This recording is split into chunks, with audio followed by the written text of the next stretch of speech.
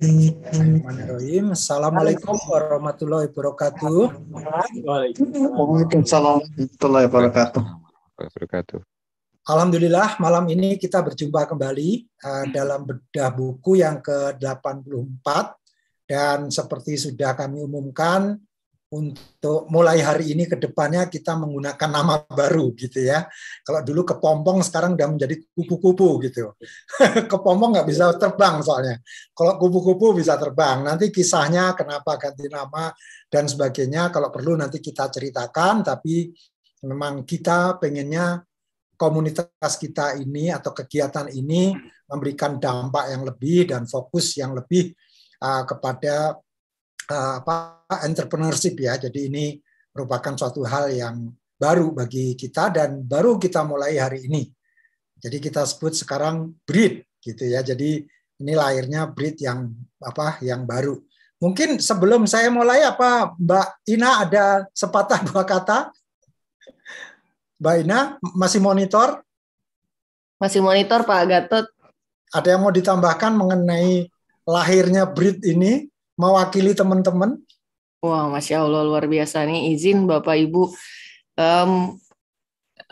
gimana ya? Aduh, saya jadi terharu nih Pak diminta mewakili Bapak yang luar biasa, Bapak dan Ibu yang luar biasa gitu. Jadi izin ya Bapak Ibu, mungkin share sedikit gitu bahwa perjalanannya kita kan masih panjang nih gitu, dan diharapkan dengan apa yang sudah kita jalani selama ini bisa memberikan dampak yang lebih luas lagi. Rencananya seperti itu. Jadi memang di dalam kalau misalnya sebelumnya kan bedah buku bisnis gitu, tapi ternyata kegiatan kita kan tidak hanya bedah buku bisnis gitu ya, tapi lebih dari itu.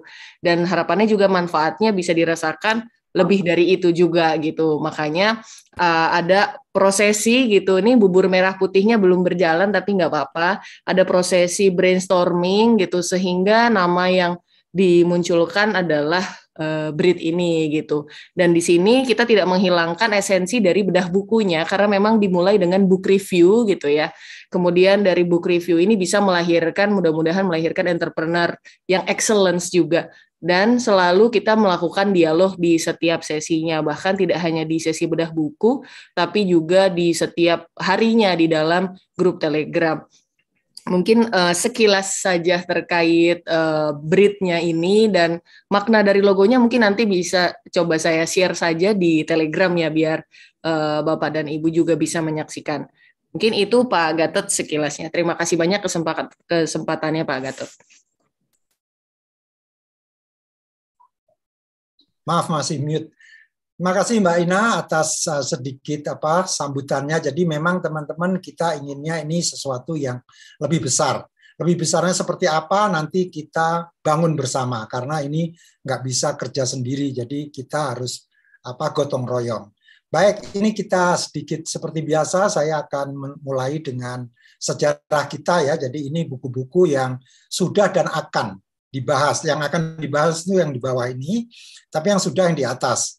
Nah, ini perjalanan kita selama ini mulai 11 Agustus tahun 2020, memang dari awalnya memang saya yang mulai, tapi saya sebetulnya nggak mau saya sendiri gitu, tapi rame-rame, dan alhamdulillah waktu itu bedah buku yang kedua tuh yang membedah Pak Ruli Marinto. Jadi nggak selalu harus saya gitu. Jadi seterusnya memang kebanyakan saya, tapi kemudian kalau nggak salah ke-13 ini ada Pak Henrico gitu ya. Jadi tidak harus selalu saya. Jadi kita berjalan terus dan lama-kelamaan shifting gitu. Jadi saya sebagai pemula lah waktu itu untuk memulainya dulu. Jadi ini beberapa buku yang sudah kita bahas, dan pekan lalu kita sudah membahas dengan sangat bagus sekali The Psychology of Money. Pembahasannya juga keren, dan hari ini mau bersedia kita dapuk menjadi moderator ya, Mas Denny ini juga yang menggagas lahirnya breed ini sendiri gitu. Jadi mungkin sambil memoderatori nanti bisa bercerita mengenai breed ini sendiri seperti apa dan seterusnya. Nah, ini adalah buku-buku yang kita akan bahas, dan insya Allah nanti sampai dengan yang ke-100, karena rencananya challenge kita di challenge oleh Pak Bambang Paramujo gimana supaya kita selalu on schedule. Paling tidak 100 buku pertama ini gitu. Jadi ini milestone kita, kalau kita bisa 100 buku tanpa ada penundaan jadwal, alhamdulillah gitu ya. Jadi ini yang kita kejar gitu. Nah, yang malam ini akan bertindak sebagai moderator adalah Mas Denny Yulian. Beliau ini seorang AI spesialis ya, ahlinya artificial intelligence gitu di Solusi 247. End to end lagi. Jadi artinya artificial intelligence-nya itu nggak hanya sekedar comot-comot dalam bisnis proses, tapi end to end-nya. Nah, beliau ini sudah bekerja di end to end AI spesialis atau di Solusi 247 dari Juli 2006. Jadi udah hampir 16 tahun sampai sekarang. Beliau juga memiliki sebagai owner ya dari studio fotografi Touchon fotografi mulai dari tahun 2010 sampai sekarang. Pendidikan Mas Denny ini dari ITB angkatan 2002 dan lulus tahun 2006, jurusannya Electrical Engineering, Telecommunication, kemudian melanjutkan di Universitas Gadjah Mada, mengambil S2 Electrical and Electronics Engineering tahun 2015 sampai dengan 2017. Sebenarnya yang menarik sekali dari Mas Denny ini adalah ternyata beliau ini doyan buku. Koleksi bukunya banyak banget. Nanti sambil jalan, Mas Denny juga bisa bercerita. Jangan-jangan ini buku Limitless ini udah dibaca Mas Denny 10 tahun yang lalu. Jangan-jangan gitu ya. Jadi nanti kita lihat aja Mas Denny bercerita juga. Baik, seperti biasa, saya serahkan ini kepada Mas Denny untuk memfasilitasi jalannya diskusi, memperkenalkan reviewer maupun tamu kita malam ini. Terima kasih, silakan Mas Denny. Oke, terima kasih banyak Pak Gatot. Assalamualaikum warahmatullahi wabarakatuh. Selamat datang teman-teman yang sudah bergabung. Sebelumnya, sebenarnya kalau baca buku Limitless itu nggak mungkin 10 tahun yang lalu Pak Gatot, soalnya baru 2020 dia terbitnya. Saya udah baca dikit, cuma belum sampai selesai dulu itu. Memang menarik sih bukunya. Nah ini sebenarnya hari ini sangat spesial itu karena selain perubahan nama, kita ada perubahan visi juga, mungkin just cause-nya juga berubah ya Pak Gatot ya. Nah kemudian ini diawali dengan buku Limitless gitu kan. Limitless itu di sini menceritakan tentang bagaimana sih meningkatkan potensi dari otak kita supaya kita lebih cepat pembelajarannya. Nah ini mungkin sejalan juga dengan salah satu misinya BRID gitu. Bagaimana kita bisa mempercepat pembelajaran dari buku-buku yang sudah kita bedah, mungkin mempercepat juga untuk action-nya, dan selanjutnya menyambungkan atau mengkoneksikan antara satu orang dengan orang yang lainnya yang ada di komunitas ini atau di circle ini. Karena seperti yang pernah saya baca di buku Inovator DNA itu, salah satu cirinya inovator itu adalah dia senang berkumpul dengan suatu circle yang di sana itu terdapat perbedaan profesi, bahkan umur dan lain-lain. Nah, inilah di komunitas kita ini nih sebenarnya ini terjadi gitu. Nah, semoga dengan lahirnya BRID ini dan dengan diawali dengan Limitless ini kita bisa mencapai apa yang kita cita-citakan dengan lahirnya BRID ini. Oke. Sekilas tentang buku ini, sebenarnya kalau kita pernah dengar Limitless ya, mungkin orang pernah lihat filmnya ya, tahun 2011 itu. Mungkin pengarang ini juga terinspirasi dari film itu. Jadi di film itu ada film lepasnya, ada film serialnya juga kalau sama saya lupa itu yang nerbitin, yang pasti bukan Netflix itu, belum ada Netflix. Nah, di film ini diceritakan bahwa untuk merilis dari potensi otak itu dia meminum pil gitu ceritanya. Minum pil otomatis dia jadi kreatif, otaknya jadi bisa mikir macam-macam, koneksinya kemana-mana gitu. Dia sangat mampu memaksimalkan potensi otaknya dengan pil gitu. Nah, di sini Limitless ini penulis berusaha mengubah pil itu menjadi suatu aturan-aturan yang bisa kita pelajari sebenarnya.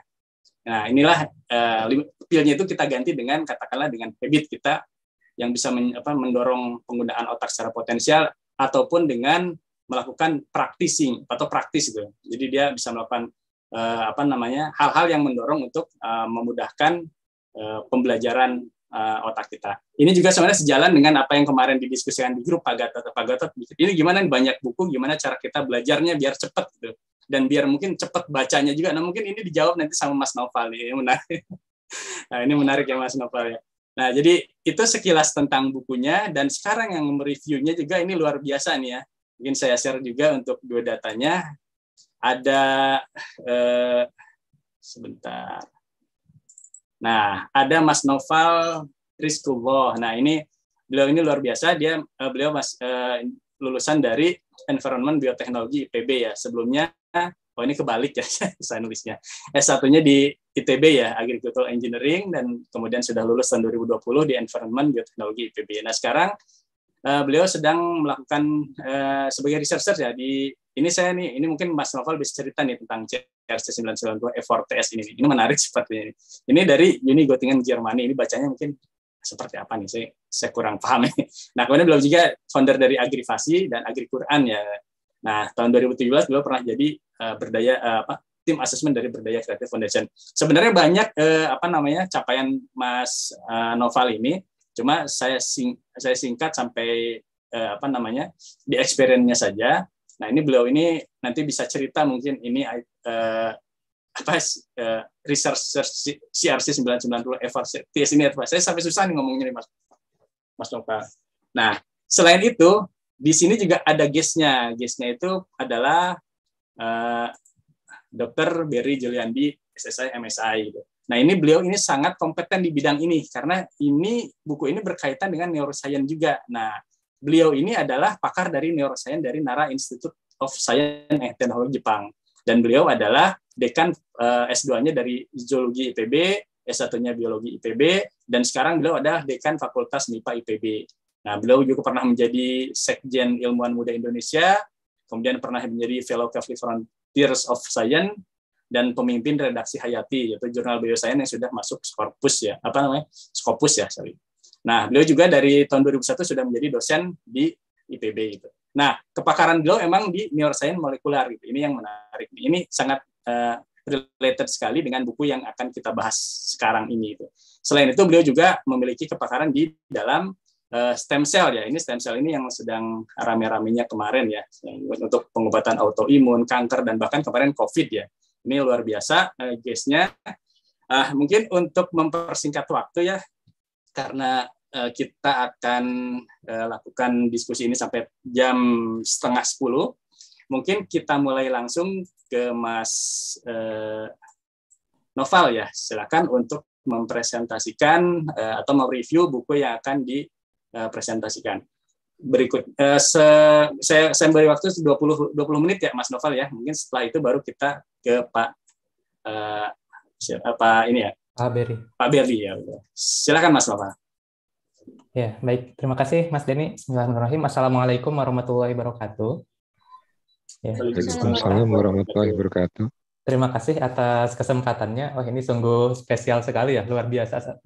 Sepertinya malam ini gitu. Jadi kesempatan untuk memulai sesi baru gitu ya, berubah menjadi BRID. Dan tadi sepertinya pengantarnya udah banyak dijelaskan Mas Denny ya, sudah sangat terbantu. Jadi mungkin untuk mengefektifkan waktu akan saya langsung mulai aja ya mungkin. Tadi ada beberapa pertanyaan juga terkait tadi pengenalan. Cuma karena sepertinya materinya agak cukup padat ya, saya mau langsung sharing aja. Nanti mungkin kalau misalnya ada yang perlu ditanyakan, mungkin nanti saya keep di sesi diskusi saja mungkin ya. Izin minta jadi co-host mungkin Pak Gatot untuk bisa share screen. Mestinya sudah bisa, Mas. Oh, udah bisa ya.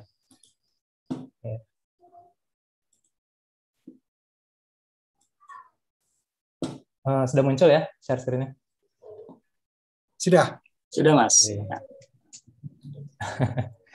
Ya, jadi insya Allah pada malam ini saya ingin share salah satu buku yang menurut saya recommended ya, salah satu buku favorit saya juga. Ini buku yang berjudul Limitless karya dari Jim Kwik. Nah, ini karena sesi ini merupakan sesi baru gitu ya. Kita mulai dengan nama baru BRID. Saya juga ingin coba buat malam ini menjadi lebih spesial karena saat ini saya coba share presentasi menggunakan Prezi ya.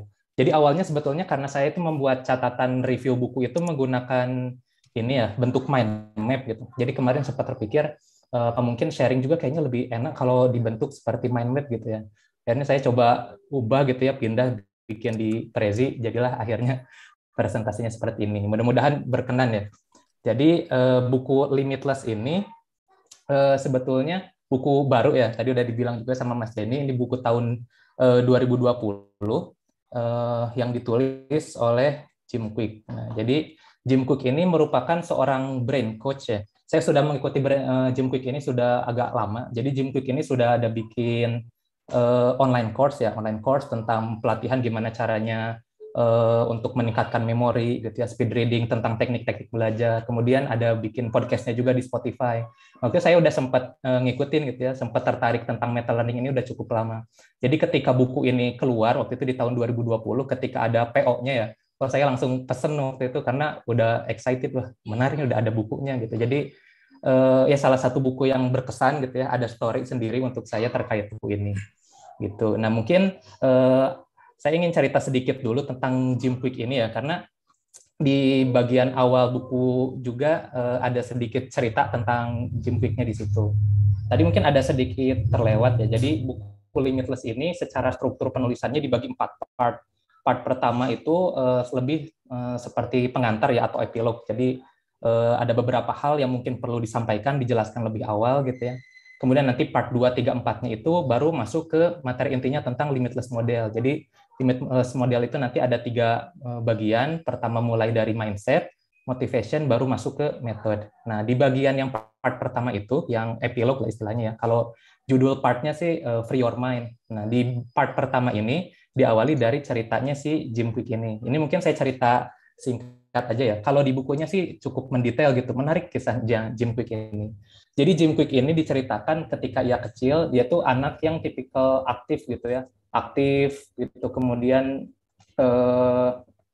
cerdas gitu ya, kelihatan cerdas. Kemudian dia juga tipikal anak yang menyukai superhero gitu ya, sebagaimana anak laki-laki pada umumnya lah ya. Saat itu dia sangat menyukai superhero, dan singkat cerita gitu ya, ada satu momen ketika ia masih kecil, ketika ia bersekolah di TK, dia mengalami kecelakaan hingga akhirnya mengalami brain injury. Dan saat itu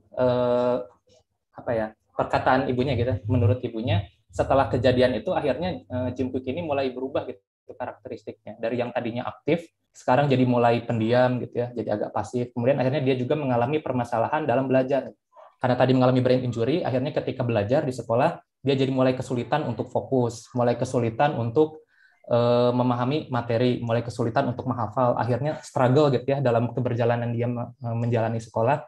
Dia mulai kesulitan, struggle untuk mengikuti materi sekolah gitu. Sampai satu momen mulai dibully gitu ya oleh teman-temannya, dan ada satu momen bahkan dia juga hingga dibully oleh gurunya mungkin. Oleh gurunya ya, mungkin karena saking gemes gitu ya gurunya, ini anak kok susah banget gitu ya, nggak paham-paham diajarin. Sampai satu momen dibully oleh gurunya, dia disebut sebagai the boy with the broken brain gitu. Wah, waktu itu ketika disebut kayak gitu, itu kan akhirnya jadi tertanam ke mindset ya. Wah, aku tuh anak yang otaknya rusak gitu. Akhirnya dia makinlah pasif gitu ya, banyak mengurung diri dan lain sebagainya. Cuman dia ada keinginan keras gitu ya untuk membahagiakan orang tuanya, ingin menunjukkan bahwa ia bisa. Akhirnya dia berusaha keras gitu untuk belajar. Tapi dalam ceritanya, sebagaimana keras pun dia belajar ya, dia tetap kesulitan gitu untuk mengejar. Tapi singkat cerita, akhirnya dia bisa selesai sekolah dan memutuskan untuk lanjut ke universitas gitu, lanjut kuliah. Nah, ketika di kuliah juga sama, struggle. Tapi ada satu momen lah, pokoknya ada satu momen dia ketemu satu orang ya yang membimbing dia, membantu.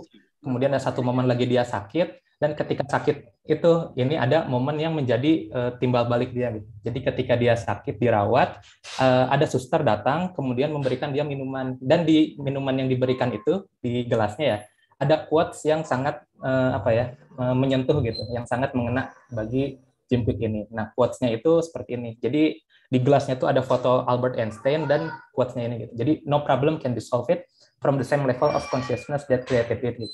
Jadi nggak ada masalah yang bisa diselesaikan menggunakan level kesadaran yang digunakan untuk membuat masalah itu gitu. Jadi ketika tadi Jim Kwik ini punya masalah tentang otak gitu ya, ketika dia berusaha menyelesaikan masalah itu masih menggunakan mindset yang sama, itu nggak akan bisa selesai gitu ya. dia tadi masih berpikir bahwa otaknya rusak, jadi dia harus belajar, bekerja lebih keras gitu. Harusnya perbaiki dulu mindset-nya gitu ya. Dari yang sebelumnya I'm the boy with broken brain, mungkin diubah menjadi I'm a learner gitu. Dari yang bekerja keras, mungkin mulai digeser jadi bekerja cerdas. Gitu. Akhirnya dia mulai berpikir seperti itu, dan mulai mencari informasi terkait bagaimana sih cara belajar yang efektif gitu. Bagaimana sih cara belajar yang optimal. Akhirnya dia coba tuh nyari literatur, tapi ketika dicari kok nggak ada gitu ya. Dia belum menemukan saat itu tentang referensi meta learning gitu ya. Akhirnya dia coba breakdown sendiri dan dia pelajari per part-partnya gitu ya, neuroscience gitu, psychology dia pelajari semua. Dan akhirnya singkat cerita, setelah dia banyak pelajari itu, dia mulai bisa mengejar gitu ya di perkuliahan, bahkan akhirnya mulai outstanding gitu, mulai jadi mahasiswa yang berprestasi gitu. Setelah lulus akhirnya mulai membangun bisnis seperti tadi ya, membangun online course gitu, podcast, akhirnya sukses lah masuk majalah seperti ini. Dan titik poinnya ini dimasukkan juga di buku. Ini adalah foto ketika Jim Kwik berfoto bersama cast-nya X-Men ya. Jadi tadi ketika dia kecil itu kan dia sangat senang sekali superhero ya. Dan ini salah satu capaian yang sangat berkesan bagi dia. Jadi dia sampai ada kesempatan ya, singkat cerita, ini menarik sebetulnya cerita sampai di titik ini. Tapi singkat cerita, dia punya momen untuk bisa melatih gitu ya, melatih aktor-aktor di film X-Men gitu. Jadi kan aktor itu butuh kemampuan untuk menghafalkan naskah ya. Nah, jadi diajarkan gitu oleh Jim Kwik bagaimana caranya menghafalkan naskah, bagaimana caranya untuk meningkatkan memori. Itu sedikit cerita tentang Jim Kwik ya. Nah, jadi buku ini tadi banyak menjelaskan tentang konsep meta learning yang tadi dipelajari oleh Jim Kwik ya, yang dia gunakan sampai dia bisa berpindah level gitu ya. Nah, meta learning ini konsepnya adalah ada dari dua kata ya, meta dan learning. Meta ini kan sebetulnya artinya adalah sesuatu tentang sesuatu itu sendiri gitu ya. Kalau misalnya ada metadata itu kan berarti data tentang data. Kalau misalnya kita ada file gitu di komputer, klik kanan properties, itu kan muncul data, itu data tentang data itu gitu. Nah, jadi meta learning itu juga adalah tentang belajar, cara belajar gitu ya, learning how to learn. Dan dalam meta learning ini juga ada poin prinsip ya yang perlu dipahami. Ini saya sampaikan sedikit terkait neuroplasticity. Nah, ini mungkin nanti ada Pak Ber ya yang bisa lebih menjelaskan tentang ini. Tapi ini neuroplasticity adalah konsep yang menarik ya. Karena ini bisa menjadi landasan untuk kita memperbaiki mindset kita juga terkait proses belajar. Karena selama ini kan banyak anggapan ya, kalau misalnya ketika kita beranjak dewasa gitu, ketika kita tua, otak kita itu menjadi stagnan gitu. Kadang itu bisa menjadi excuse juga, alasan. Anak kecil kan mau belajarnya cepat karena otaknya masih kencang berkembang gitu ya. Sementara kita udah tua gitu, jadi otaknya stagnan, nggak berkembang. Padahal itu adalah prinsip yang salah. Sebetulnya ada teori ya, namanya neuroplasticity. Neuroplasticity ini adalah kemampuan otak untuk mereorganize ya, untuk mengubah struktur ataupun fungsi dari otak.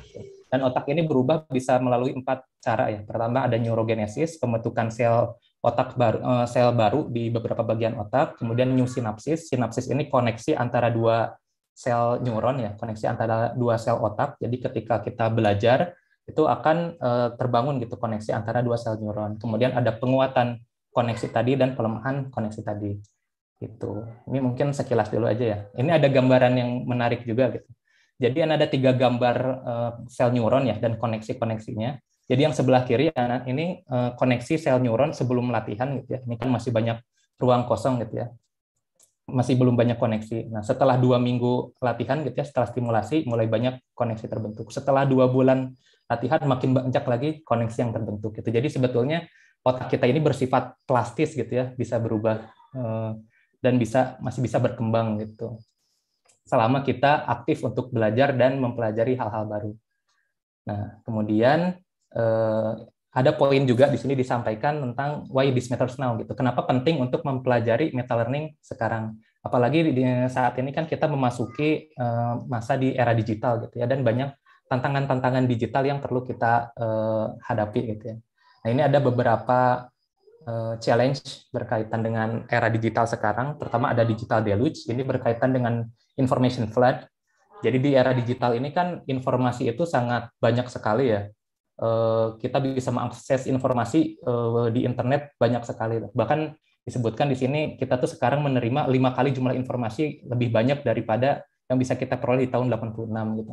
Intinya informasi sekarang itu melimpah sekali ya. Bisa dibilang misal kita udah selesai studi gitu ya, selesai kuliah, baru lulus, nggak lama kemudian, mungkin beberapa waktu kemudian, apa yang kita pelajari dari kuliah itu udah nggak berlaku lagi gitu, karena muncul informasi yang baru lagi, muncul keilmuan yang update lagi gitu. Jadi kita dituntut untuk bisa lebih adaptif ya, mengikuti perkembangan zaman. Makanya kita menjadi penting gitu di sini untuk bisa mempelajari meta learning. Kemudian kedua juga digital distraction ya, di era digital tantangan distraksi juga menjadi semakin kuat. Contohnya seperti ini ya, distraksi dari gadget gitu, HP. Kalau misalnya ada suara ting aja gitu di HP, wah bawaannya kayak langsung pengen ngebuka gitu ya, atau ngelihat tanda kayak gini aja, bawaannya tuh pengen ngebuka gitu. Saya sendiri bisa relate, soalnya kalau misalnya ada WA baru gitu ya, bawaannya tuh kayak pengen clear gitu, chat WA tuh kayak udah pengen kebuka, itu kan sebetulnya distraksi ya, nggak bagus juga. Nah, di meta learning juga diajarkan bagaimana untuk melawan distraksi itu, bagaimana kita bisa membangun fokus. Nah, kemudian ada juga digital demensia. Ini waktu itu saya sempat sharing ya waktu masih aktif di grup WA, kalau misalnya masih ingat. Jadi digital demensia ini istilah untuk overuse technology gitu ya, kebergantungan terhadap teknologi. Jadi apa ya? Saya bisa relate juga untuk hal-hal yang sederhana gitu. Kadang kita perlu untuk menghitung hitungan yang sederhana, tapi kita lebih memilih untuk menggunakan handphone gitu. Ambil handphone, kalkulator, coba hitung. Padahal sebetulnya itu hitungan sederhana yang bisa kita pikirkan sendiri gitu. Nah, kalau misalnya kita terlalu bergantung terhadap teknologi, akhirnya otak kita menjadi kurang terlatih gitu ya. Jadi lebih baik kalau untuk hitung-hitungan sederhana, hal-hal yang sederhana yang sekiranya masih bisa kita pikirkan sendiri, lebih baik ya kita coba sendiri gitu, jangan terlalu bergantung kepada teknologi. Kemudian yang keempat ada istilahnya digital deduction. Jadi dengan arus informasi yang tinggi, itu kan banyak artikel-artikel juga gitu ya, artikel-artikel opini gitu. Jadi ketika misalnya ada satu isu, kita cenderung googling gitu ya, membaca opini, dan kita cenderung mengklaim, oh saya setuju nih, kayaknya opini saya juga seperti itu gitu. Jadi akhirnya ya kita juga bergantung terhadap teknologi untuk berpikir gitu, akhirnya mempengaruhi thinking capacity kita. Belum lagi di teknologi kan ada algoritma gitu ya. Ketika kita menyukai satu artikel, satu opini, akhirnya kita disuguhi opini yang serupa gitu ya, yang seragam. Akhirnya ya kita dibanjiri oleh satu sisi opini saja. Padahal kan thinking capacity baiknya kita melihat permasalahan dari ragam perspektif. Itu singkatnya tadi alasan ya kenapa penting untuk mempelajari meta learning sekarang. Kemudian ada poin menarik juga di part awal itu tentang read and remember gitu. Jadi diberi poin ya, bagaimana caranya supaya kita bisa membaca dan mengingat apa yang kita baca. Karena kan apa ya, kadang gitu, kalau misalnya kita udah baca, kita selesai baca, nggak lama kita lupa ya isinya. Apa sih tadi yang kita baca gitu ya, dan itu kan jadi kurang efektif ya. Kita sudah mengalokasikan waktu gitu untuk membaca, tapi setelah membaca akhirnya kita lupa gitu apa yang kita baca. Nah, di sini ada poin juga dijelaskan bagaimana caranya supaya kita bisa mengingat apa yang kita baca, terutama buku Limitless ini gitu. Jadi ketika kita baca Limitless, gimana supaya kita ingat gitu materi yang ada di buku itu. Nah, untuk mengarah ke sini, pertama ada dijelaskan tentang grafik ini dulu. Jadi ada grafik namanya Ebbinghaus Forgetting Curve gitu. Jadi ini menarik ya, sebelah kiri ini retention, pemahaman kita, yang ke kanan ini waktu gitu. Jadi ketika kita baru pertama selesai belajar, retensinya kan pasti masih penuh ya, masih 100%. Tapi 20 menit setelah kita belajar, itu retensinya langsung turun jadi 58%, hampir setengahnya hilang gitu ya. 1 jam langsung 44% gitu. Seterusnya ternyata dalam 1 hari aja udah hampir sepertiganya gitu ya hilang. Jadi satu konsep yang perlu diketahui juga, yang perlu diketahui terlebih dulu gitu ya, terkait forgetting curve. Kemudian yang kedua ada juga namanya primacy dan recency effect. Jadi ketika kita belajar atau membaca, kita itu akan cenderung mengingat apa yang kita baca pertama kali dan yang terakhir kita baca gitu. Jadi grafiknya gini ya, ketika kita awal baca itu cenderung kita ingat tuh, masuk di long term memory. Kemudian ketika tengah-tengah ini cenderung hal yang kita lupakan, ketika di akhir itu cenderung nanti kita ingat lagi gitu. Nah, jadi bagaimana caranya ya supaya ketika kita baca kita bisa mengingat apa yang kita baca gitu dengan adanya tadi forgetting curve dan primacy recency effect ini. Jadi tekniknya itu adalah menggunakan Pomodoro dan active recall. Nah, Pomodoro ini kan sempat disinggung ya di beberapa pertemuan BBB gitu. Jadi Pomodoro ini adalah kita set timer ya, 25 menit kita fokus gitu membaca, nanti ketika selesai 25 menit alarm bunyi, terus kita sediakan waktu 5 menit untuk break. Nah, 5 menit untuk break ini kita bisa gunakan untuk active recall gitu. Jadi dengan active recall seperti ini, tadi ketika forgetting curve-nya udah turun, itu karena kita recall ya review, akhirnya naik lagi, dan seterusnya. Tuh. Ini sebetulnya ada penjelasan agak detail ya, tapi kita coba sekilas dulu aja di sini. Jadi lebih lanjutnya mungkin bisa didiskusi. Kemudian dari Jim Kwik juga ada faster method ya, terkait bagaimana tadi cara mengingat gitu. Faster method ini sebetulnya akronim ya. Jadi singkatan dari forget, act, state, teach, enter, dan review. Jadi pertama itu forget, karena ada kecenderungan ya ketika kita merasa ahli gitu, kita merasa tahu, kita cenderung akan sulit untuk masuk menerima informasi gitu. Jadi ketika ada informasi baru, saya udah paham gitu tentang itu, saya udah berpengalaman tentang itu. Ketika ada anggapan seperti itu, informasi akan cenderung sulit untuk masuk. Jadi disarankan kita menggunakan yang namanya beginner's mind gitu. Ketika kita menggunakan beginner's mind, itu analoginya seperti gelas kosong gitu. Informasi itu akan lebih mudah untuk masuk. Analoginya juga anak-anak itu kan selalu merasa seperti gelas kosong gitu ya, merasa belum tahu apa-apa, explore banyak, makanya lebih mudah untuk menyerap informasi. Kemudian act gitu. Jadi proses belajar itu sebetulnya bersifat aktif ya, bukan pasif. Sementara ketika kita di sekolah, proses pembelajaran itu cenderung pasif ya, kita disuruh untuk duduk kan, nggak boleh ngobrol. Dan sebetulnya proses belajar yang efektif itu bersifat ya membuat catatan gitu, meng-highlight, refleksikan bacaan gitu. Seharusnya proses membaca dan belajar itu bersifat aktif. Kemudian state itu lebih kepada kondisi fikih membaca, state of curiosity gitu ya, kita merasa tahu. Nah, kemudian yang T ini teach. Jadi proses belajar itu akan lebih efektif juga ketika kita mengajarkan ya, dan ini jadi bagus juga sebetulnya komunitas di BRID ini karena kita didorong juga untuk mengajarkan ya. Karena ketika kita mengajar, kita itu akan belajar 2 kali ya. Jadi setelah kita baca, terus ketika karena kita ingin presentasi, akhirnya kita persiapkan lagi, jadi kan double ya hitungannya belajar. Dan dengan belajar juga, dengan mengajar juga kan ada proses kita diskusi ya, ada peer group di situ. Ketika kita berdiskusi dengan beberapa orang, ada kesempatan untuk kita bisa belajar lebih detail lagi. Ketika berkelompok, mungkin ada celah yang belum kita temukan ya ketika kita belajar sendiri, ada masukan dari orang lain gitu. Kita bisa memunculkan question mark yang lebih detail, sehingga proses belajar bisa lebih efektif lagi. Kemudian enter itu disarankan kita untuk memasukkan schedule self improvement ya, proses belajar, proses untuk membaca itu dimasukkan ke dalam schedule, dan review ya seperti tadi setelah selesai baca langsung di review gitu ya, direfleksikan supaya langsung kembali lagi gitu ya, forgetting curve-nya. Nah, kemudian asking the right question. Jadi supaya kita bisa lebih ingat juga ketika membaca, penting untuk menanyakan pertanyaan yang tepat. Ini dicontohkan oleh Jim Kwik ya, ketika membaca Limitless bisa coba gunakan pertanyaan seperti ini. How can I use this? Why must I use this? Dan where will I use this? Nah, ini saya masukkan gambar anjing ya, Pugdog. Jadi ada cerita yang menurut saya menarik sih di bukunya. Jadi di bukunya Jim Kwik sempat cerita ya. Jadi adik perempuannya waktu itu sempat mengirim email, nelpon gitu ya, terus berkirim surat berulang kali, isinya tuh tentang Pugdog gitu. Setelah diingat-ingat, oh ini kayaknya ngode, katanya adiknya ngode karena sebentar lagi ulang tahun, mungkin maksudnya tuh ingin dikasih kado tuh si Pugdog ini gitu. Akhirnya terpikirlah kan ya oleh Jim Kwik, wah adik saya pengen dihadiahi Pugdog gitu. Nah, akhirnya dia beraktivitas seperti biasa, jalan kaki gitu ya di jalan.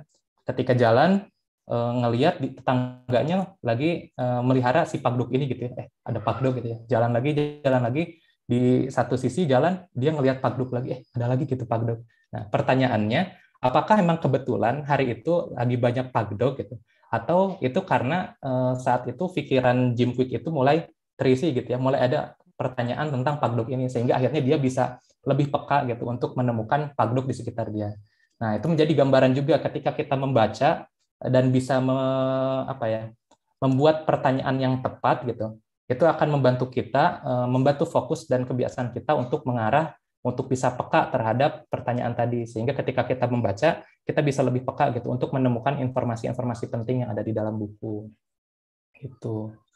Jadi itu tadi baru part pertama ya. Nah, ini part 2 ketiganya ini tadi yang sempat disampaikan di awal, ada yang namanya limitless model. Jadi limitless model ini ada 3 part, ada mindset, motivation, dan methods. Ini langsung aja ya. Jadi untuk yang mindset, nah ini ada analogi yang saya suka juga di buku dijelaskan juga, break the mindset. Jadi ini gambar anak gajah ya. Anak gajah kalau misalnya gajah yang di sirkus gitu ya, itu kan suka diikat ya kakinya terus pakai pancang kayak gini gitu. Ini bahkan pancang kayu gitu kayaknya. Ketika anak gajah gitu ya, gajah masih kecil, dia kan memang belum punya kemampuan ya untuk melepaskan kakinya dari pancang itu. Akhirnya tertanamlah dalam mindset dia bahwa ya dia nggak bisa itu lepas dari itu. Tapi setelah dia bertumbuh besar gitu ya, berkembang, dia masih memegang mindset itu gitu bahwa ya dia nggak akan bisa lepas dari itu. Padahal sebetulnya kekuatan dia tuh udah berkembang jauh lebih besar gitu ya. Sebetulnya dia udah punya potensi untuk lepas dari situ, tapi karena mindsetnya menahan dia gitu ya, dia masih ya berpikiran bahwa dia tidak bisa, ya akhirnya nggak bisa-bisa gitu. Ketika dia sudah besar pun dipancang seperti itu, dia nggak bisa kabur gitu. Nah itu gambaran juga terkait mindset kita gitu ya. Bagaimana bahayanya ketika kita masih menjaga mindset yang negatif. Nah ini ada beberapa tips yang diceritakan oleh Jim Kwik bagaimana caranya meluaskan dan membangun mindset. Pertama, personal inspiration. Jadi kita bisa mencari inspirasi gitu ya dari tokoh-tokoh yang bisa melampaui hal-hal yang luar biasa gitu ya. Jadi ketika kita bisa menemukan sosok yang misal dia bisa mencapai hal yang awalnya kita pikir itu impossible gitu ya, tapi dia berhasil melakukan itu, akhirnya itu kan bisa merubah mindset kita. Oh, ternyata hal itu tuh mungkin gitu ya untuk dilakukan. Ini seperti gambar di sini, ini tuh atlet lari ya, namanya Roger Bannister. Jadi dulu itu tahun berapa ini ya? Udah ya lama ya, pokoknya lupa tahunnya. Ketika itu pokoknya anggapan publik itu lari sepanjang 1 mil ya, itu 1 mil itu sekitar 1,6 kilometer, itu tidak mungkin dicapai oleh fisik manusia untuk bisa berlari sepanjang 1 mil selama 4 menit gitu. Nah, akhirnya dia bisa mematahkan teori itu gitu. Dia bisa berlari sepanjang 1 mil selama 3 menit 59 detik gitu. Nah, setelah dia berhasil memecahkan itu, akhirnya mulai banyak pelari lain yang melakukan hal yang sama gitu. Dia bisa berlari mematahkan 4 menit tadi gitu. Jadi ketika ada inspirasi seperti itu bisa merubah mindset orang banyak itu untuk bisa melakukan hal yang sama. Kemudian reimagine inner critic. Jadi kita ketika ada mindset negatif gitu ya, pikiran-pikiran buruk, coba dibayangkan inner critic itu menjadi hal yang konyol gitu, hal yang perlu kita abaikan. Gitu. Kemudian face down one limiting belief. Ketika ada satu mindset yang buruk, coba dipatahkan gitu, bahwa mindset itu kan tidak ada pembuktiannya gitu ya. Kemudian ya mindset buruk tadi yaitu hanya sekedar noise gitu di dalam pikiran kita. Nah, kemudian ini ada 7 lies of learning. Jadi ada beberapa mitos gitu ya seputar belajar yang harus kita buang gitu ya di dalam pikiran kita, karena ini bisa membatasi mindset kita.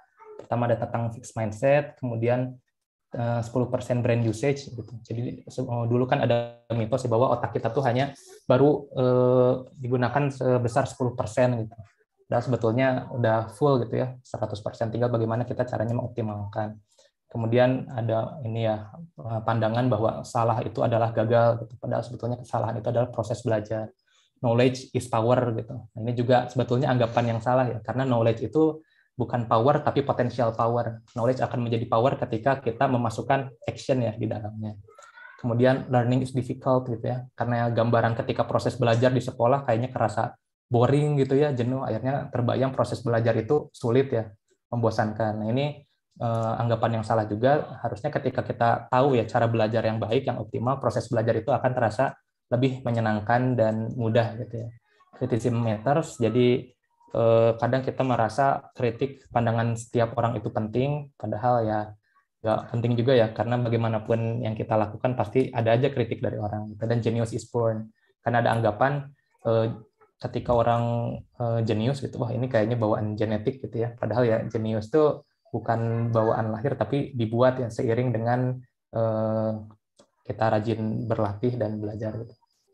Ini ya singkatnya itu 7 mitos yang perlu dipatahkan untuk kita bisa keluar dari mindset yang negatif. Nah ini lebih jelasnya mungkin bisa mereverse ke buku Mindset dari Carol Dweck. Nah, mungkin langsung aja setelah mindset baru masuk ke part motivation. Nah, ini motivation juga menarik ya. Jadi di buku ini disebutkan ada formulanya gitu, bagaimana kita bisa membangun motivation untuk menuju level limitless. Jadi motivation ini rumusnya purpose times energy time S3 gitu. Nah, satu-satu mungkin kita coba ulik ya. Pertama purpose gitu. Nah, purpose ini lebih tepatnya mungkin kita nge-reverse juga ke buku Drive dan Start With Why ini ya. Ini kan dua buku yang udah sempat dibedah juga di BBB ya. Jadi ya singkatnya ketika kita punya purpose yang clear gitu, tujuan yang jelas, itu akan memperkuat motivation kita. Ini mungkin singkat aja ya, karena mengejar waktu juga. Kemudian yang kedua, energi. Nah, ada poin energi juga di dalam buku ini. Singkatnya sih di dalam part energi ini banyak dibahas tentang brain diet, kemudian exercise, positive peer group, sleep gitu. Jadi pentingnya kita mengkonsumsi makanan yang tepat gitu ya, yang bernutrisi untuk otak, pentingnya untuk latihan, memiliki positive peer group gitu ya, seperti komunitas BBB, komunitas BRID ini. Kemudian pentingnya juga memiliki tidur yang berkualitas. Ini banyak dibahas di part energi ini. Ini ada dua buku yang bagus juga untuk reverse tentang topik ini. Kemudian tadi ya S3 itu singkatan dari simple small step gitu. Nah, ini materi yang diambil juga dari buku Atomic Habits. Jadi bagusnya buku Limitless ini ya, karena dia buku baru ya 2020, jadi isinya juga banyak konsep-konsep teori dari buku-buku yang populer gitu. Nah, simple small step di Atomic Habits juga kan dijelaskan ya. Ketika kita mau memulai suatu habits yang baru gitu, yang positif, baiknya mulai dari hal yang sederhana, yang mudah gitu. Misalnya ketika kita ingin membangun habits untuk membaca, mulai aja ditarget dulu dari sehari membaca 1 halaman. Dan itu kan nggak akan menutup kemungkinan ya, ketika kita udah baca 1 halaman, akhirnya kita terus tuh, nanggung gitu ya, lanjut lagi baca 2 halaman, 3 halaman, jadi bisa berlanjut gitu. Jadi ada baiknya kita memulai dari hal-hal yang ringan dulu. Gitu. Nah, kemudian ketika kita bisa mencapai tadi ya, purpose, energy, dan simple small step secara optimal, akhirnya kita bisa mencapai apa yang dinamakan state of flow. Nah, ini state of flow juga sempat dibahas ya waktu itu ketika membedah buku Drive sama Mas Imam. Jadi state of flow ini adalah kondisi ketika kita bisa belajar secara optimal. Mungkin ada yang pernah mengalami ya ketika sedang bekerja atau belajar, itu saking syahdunya mungkin ya, saking meresapnya gitu. Kadang tidak berasa gitu waktu berlalu, tahu-tahu udah 2 jam, 3 jam gitu ya. Itu saking kita fokusnya bekerja. Nah, itu adalah kondisi di mana kita ada di state of flow ini gitu. Ketika kita bisa benar-benar menikmati proses gitu ya, ketika kita benar-benar bisa nyaman mengerjakan pekerjaan kita. Nah, tadi jadi ketika kita bisa dapat purpose-nya, kemudian energi dan simple small step-nya, itu bisa mengarah kita untuk masuk ke state of flow ini. Nah, di buku ini juga tadi ada poinnya bagaimana kita bisa mendapatkan, bisa memasuki state flow ini. Pertama, hilangkan distraksi, kemudian hilangkan distraksi karena ketika kita distraksi itu terdistract, itu butuh waktu sekitar 20 menit untuk mengembalikan fokus kita gitu. Jadi itu ya sayang ya ketika misal kita lagi fokus kerja, kemudian ada distract dari HP gitu ya, dan kita ke distract gitu. Nah, kita butuh waktu 20 menit gitu untuk mengembalikan fokus kita lagi. Jadi penting sekali untuk menghilangkan distraksi ini. Kemudian give yourself enough time. Jadi katanya ya, state of flow ini sebetulnya sudah bisa dicapai ketika 15 menit. 15 menit kita bekerja itu udah bisa tercapai. Tapi itu belum peak-nya gitu. Peak-nya itu sekitar 45 menit. Ketika sudah 45 menit kita bekerja, itu baru bisa masuk ke peak of flow-nya gitu. Makanya kita perlu spare waktu yang cukup panjang gitu. Minimal 90 menit lah untuk bekerja kalau kita ingin coba masuk ke state of flow ini. Kemudian do something you love, karena ya untuk masuk ke state flow ini kita harus enjoy tadi ya. Jadi mengerjakan hal yang kita senangi ini penting juga. Have clear goals dan challenge yourself a little. Jadi tantangan itu kan membuat kita ini juga ya, bersemangat juga. Jadi penting juga untuk coba challenge diri sendiri gitu. Nah, ini ada beberapa poin juga terkait musuh dari flow ini yang perlu kita perhatikan. Pertama, multitasking, kemudian stres, fear of failure gitu ya, ketakutan akan kegagalan gitu. Perfectionism tuh rasa perfeksionis itu bisa menurunkan kreativitas dan inovasi. Kemudian lack of conviction. Conviction ini kan keyakinan gitu ya. Jadi kalau misalnya kita nggak yakin bahwa kita bisa masuk ke state of flow ini, ya kita nggak akan nyampe ke titik itu gitu. Jadi harus ada rasa optimis juga gitu. Ketika kita memulai, oh pasti bisa gitu ya untuk masuk ke sini. Harus ada keyakinan juga yang mendorong. Nah, itu. Kemudian terakhir baru masuk ke part method. Nah, metode ini baru masuk ke how-nya ya. Jadi bagaimana tekniknya gitu. Teknik dalam kita belajar secara optimal. Nah, ini saya mengambil istilah dari bukunya Seven Habits ya, Sharpen the Saw gitu. Jadi bagaimana untuk bekerja lebih sedikit tapi mencapai hal lebih banyak gitu. Nah, ini di dalam part ini ada 5 hal ya. Dalam metode ini ada 5 hal yang dibedah. Itu pertama adalah fokus. Jadi bagaimana kita maintain fokus kita. Jadi katanya ketika ini ya. Jadi musuh utama dari fokus itu adalah distraksi. Dan ketika kita kehilangan fokus kita, itu sebetulnya bukan pikiran kita yang berpindah gitu, tapi awareness kita gitu, kesadaran kita. Jadi penting untuk be present gitu ya, merasa hadir gitu. Ini kaitan sekali dengan konsep mindfulness gitu. Makanya di dalam buku ini juga ada tips untuk ini ya, teknik breathing gitu, teknik bernafas. Ini kan mirip juga teknik mindfulness ya. Jadi ada nama tekniknya itu 478 method. Jadi 478 ini pertama 4 itu kita inhale ya, inhale selama 4 detik, terus kita keep selama 7 detik, ditahan gitu 7 detik.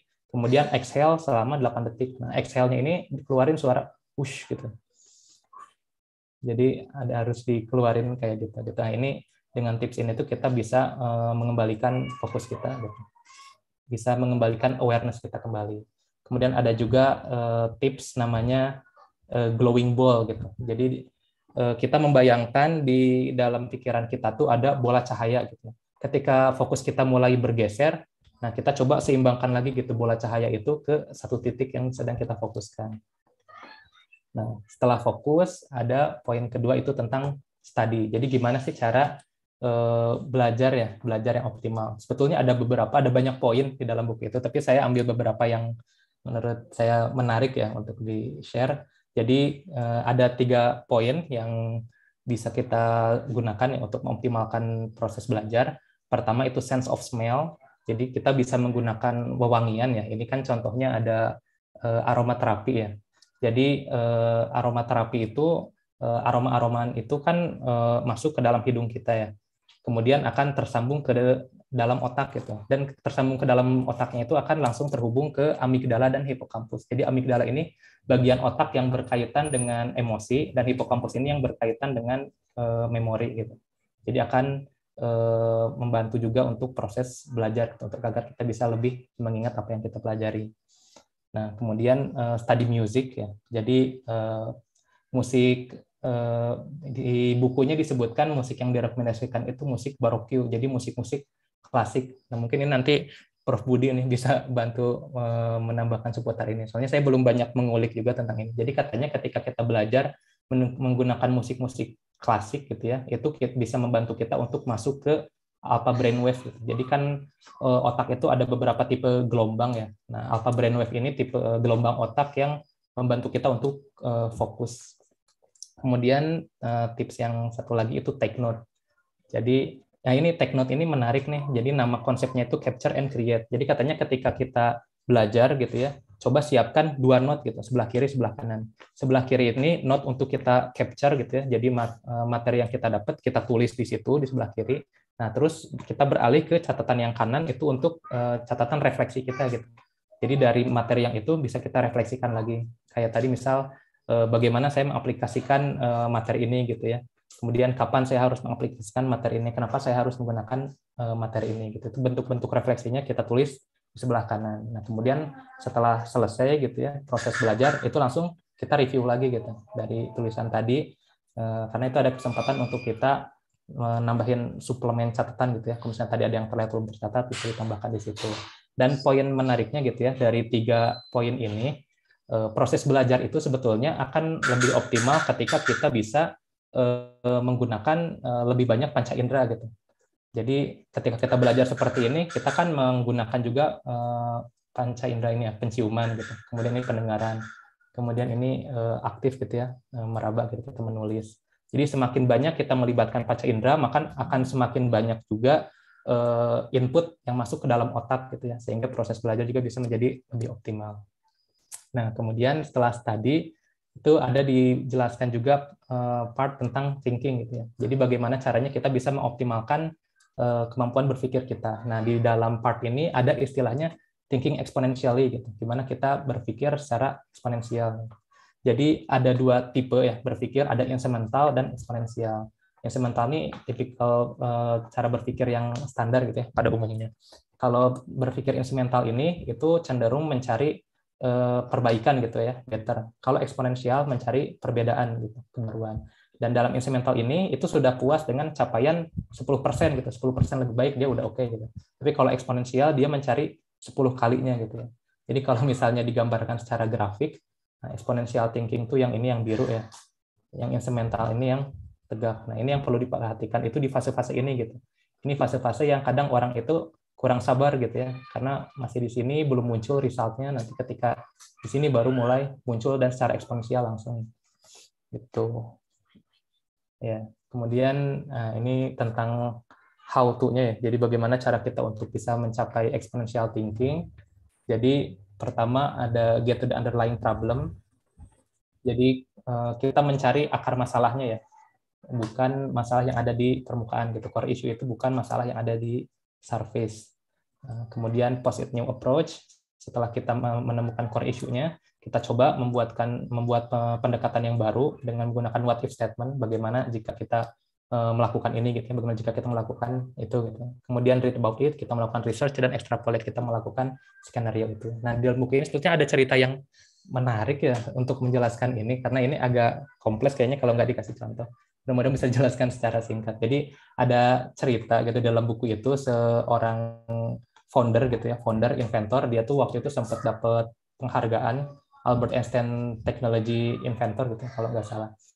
Nah, dia itu solving problem tentang air gitu. Jadi ada satu daerah yang dia tuh kesulitan pengadaan air minum gitu. Kalau misalnya kita lihat sekilas gitu ya, kayaknya kan masalahnya itu tentang kesediaan airnya gitu ya. Jadi yang coba di-solve itu adalah tentang distribusi air minumnya gitu ya, dan segala macamnya. Tapi setelah ditelisik gitu oleh dia, ternyata akar masalahnya itu bukan di kesediaan airnya, tapi di kompetisi penggunaan airnya gitu. Jadi air yang bersih itu ternyata di daerah itu lebih banyak digunakan untuk pertanian gitu. Nah, itu yang akhirnya ditemukan gitu ya core issue-nya. Nah, setelah ditemukan core issue itu, akhirnya dibuat approach barunya. Nah, gimana supaya tidak ada persaingan gitu antara penggunaan air untuk pertanian dan konsumsi. Akhirnya kan muncullah ide gimana supaya pertanian itu bisa hemat ya penggunaan air irigasinya gitu, misal menggunakan drip gitu ya, sistem tetes dan segala macam.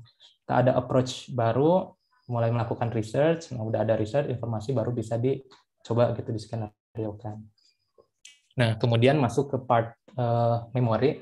Nah, ini memori juga part yang menarik ya. Jadi bagaimana kita bisa meningkatkan memori kita.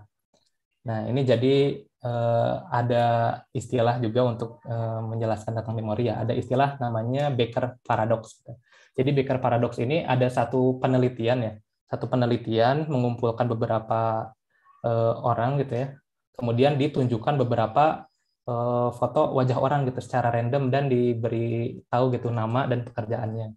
Nah, menariknya orang-orang itu ketika Mas Noval, maaf ya, diinterupsi bentar ya. 1 menit lagi mungkin Mas Noval ya.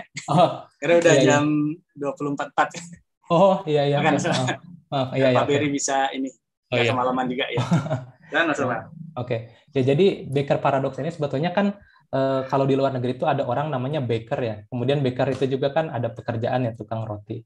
Nah, ketika ada satu foto dan diberitahu kalau dia tuh namanya baker, orang tuh cenderung apa ya, nggak inget gitu kalau foto wajah itu tuh namanya baker. Tapi ketika orang itu dikasih tahu foto dan dia diberitahu bahwa pekerjaannya itu seorang baker gitu, dia tuh cenderung mudah mengingat gitu tentang pekerjaan itu.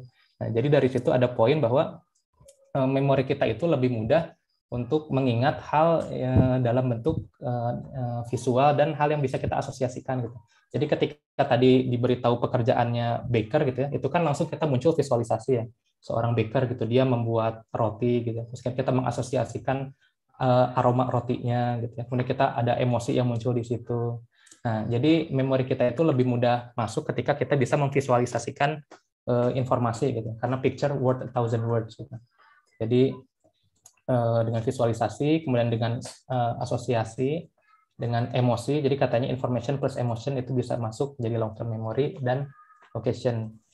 Nah, ini sebetulnya ada beberapa trik gitu ya untuk menghafal memori, tapi mungkin di skip dulu. Ini juga sebetulnya ada brain game untuk menghafal untuk apa memori gitu ya.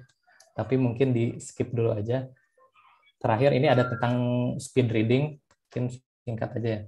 Jadi speed reading ada 3 barrier terkait speed reading, itu regression. Regression itu kita ada kan ketika membaca kadang ada kecenderungan untuk kembali lagi. Ketika baca ada keraguan, akhirnya mundur lagi gitu, kita baca ulang. Outdated skill itu tentang cara belajarnya gitu. Kapan sih terakhir kita belajar cara membaca gitu ya? Mungkin ketika TK atau SD. Jadi bisa dibilang cara membaca kita saat ini tuh ya masih sama aja dengan cara membaca anak SD gitu, anak TK. Jadi kita ya masalahnya itu kita harus memperbaiki gitu cara belajar kita. Kemudian yang menjadi barrier ketiga adalah subvocalization. Ketika kita membaca kan suka ada inner voice ya, kita membaca ulang di dalam hati. Nah, itu yang membatasi kita untuk bisa membaca lebih cepat. Nah, ini terakhir ini. Jadi ini ada 4 cara untuk speed reading. Pertama, expand visions. Jadi kita melebarkan jarak pandang kita, gitu, menjauhkan buku. Ketika buku agak dijauhkan, itu kan kita bisa melihat lebih luas ya. Kita bisa melihat lebih banyak tulisan di buku. Gitu. Itu bisa membantu mempercepat. Kemudian yang menarik juga visual pleasure. Jadi ketika kita membaca, disarankan itu menggunakan jari gitu. Nah, kalau misalnya kita menggunakan jari, itu bisa membantu kita untuk lebih fokus. Kemudian juga itu kan kita melibatkan panca indera juga ya, ada sentuhan di situ, bisa membantu juga untuk absorbing information-nya. Nah, kemudian teknik yang ketiga, speed reading exercise. Nah, ini juga menarik. Jadi speed reading exercise itu kita coba baca secara normal gitu ya, pasang timer 4 menit. Nah, setelah 4 menit kita sampai di mana tandain gitu. Terus kita atur set timer lagi, mundurin 3 menit. Kita coba targetin gimana 3 menit itu untuk sampai ke batas yang tadi gitu. Mundurin lagi 2 menit, gimana caranya untuk sampai ke batas tadi gitu. Jadi kita didorong untuk berusaha membaca lebih cepat gitu. Karena kita harus mencapai batas yang sama untuk waktu yang lebih singkat. Nah, nanti setelah 2 menit baru lanjut ke bagian berikutnya, set lagi 2 menit. Jadi untuk menstimulus dulu gitu ya kecepatan membaca kita. Nah, yang terakhir visualization. Jadi sebetulnya berkaitan gitu tadi memori dengan speed reading ini. Kalau misalnya kita bisa membaca dengan cepat gitu ya, nanti akan ada kecenderungan gitu ketika kita bisa menghilangkan inner voice tadi, itu perlahan akan bergeser gitu dari inner voice jadi visualization. Jadi ketika kita membaca itu akan seolah kita seperti sedang menonton film gitu. Nah, itu mungkin kurang lebih ya gambaran materi yang ada di buku Limitless. Ini mohon maaf memang jadi terlalu panjang. Jadi kemarin kan baru mindahin dari catatan mind map ya ke sini, emang belum terlalu difilter dan belum sempat coba simulasi dulu. Mungkin itu kesalahan kekurangannya. Mungkin itu aja, mungkin nanti lebihnya bisa ditambahkan oleh Pak Berry dan nanti kita bisa ngobrol lebih juga di sesi diskusi. Terima kasih, dikembalikan ke Mas Denny. Ya. Terima kasih Mas Noval. Ini menarik sekali sebenarnya.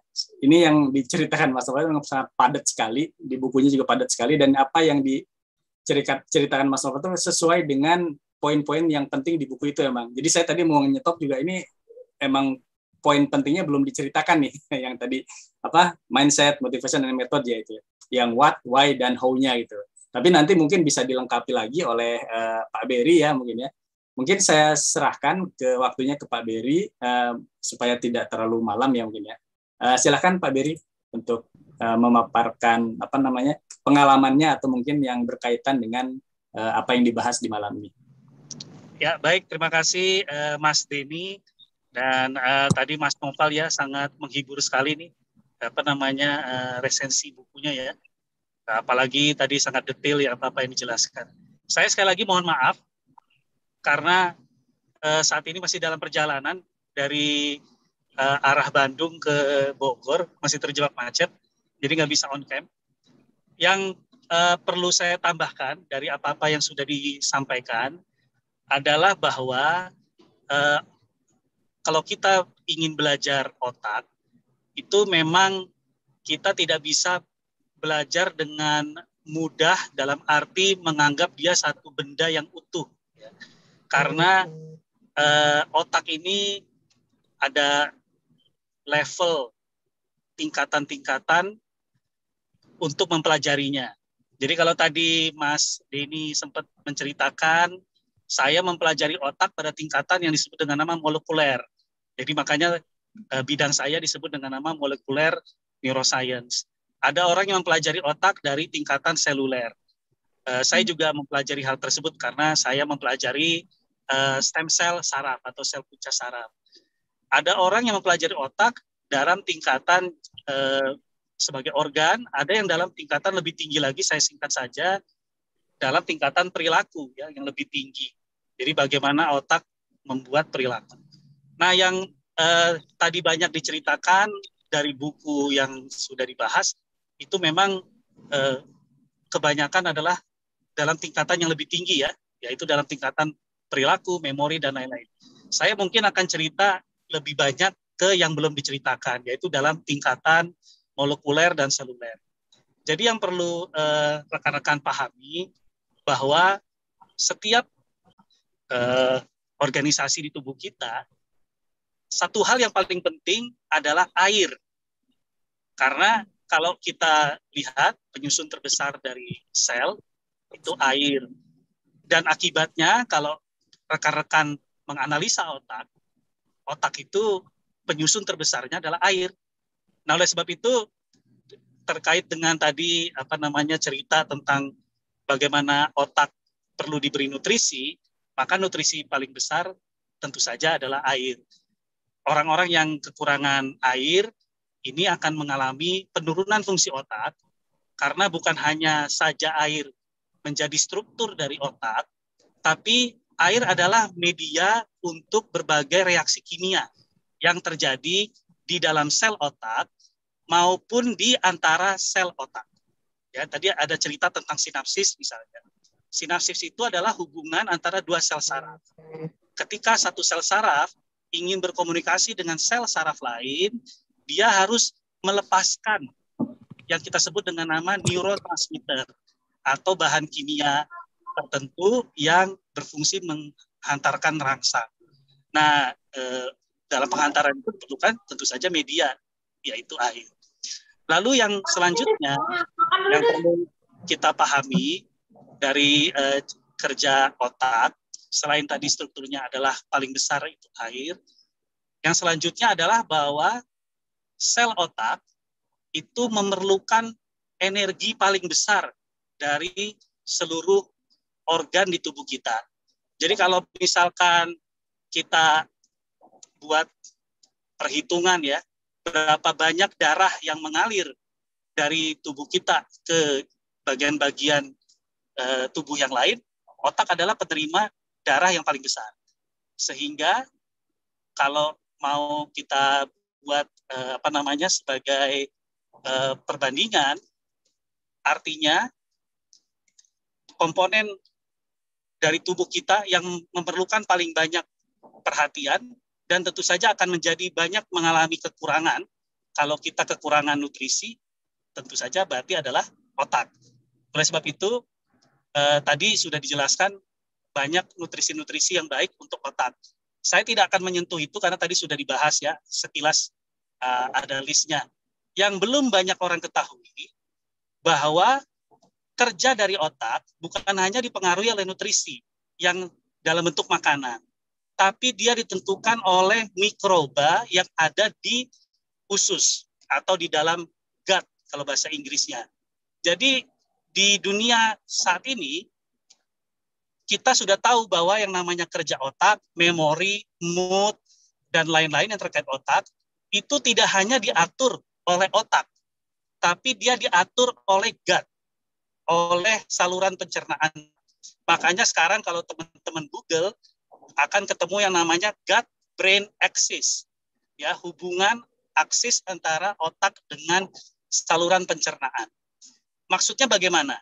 Ternyata di saluran pencernaan kita itu banyak sekali mikroba-mikroba yang dapat mempengaruhi kerja otak kita, karena mikroba-mikroba itu mengeluarkan senyawa kimia seperti peptida, ya, ada chemical lainnya yang akan menjalar ke otak kita melalui saraf-saraf yang ada di usus misalnya, secara sederhana.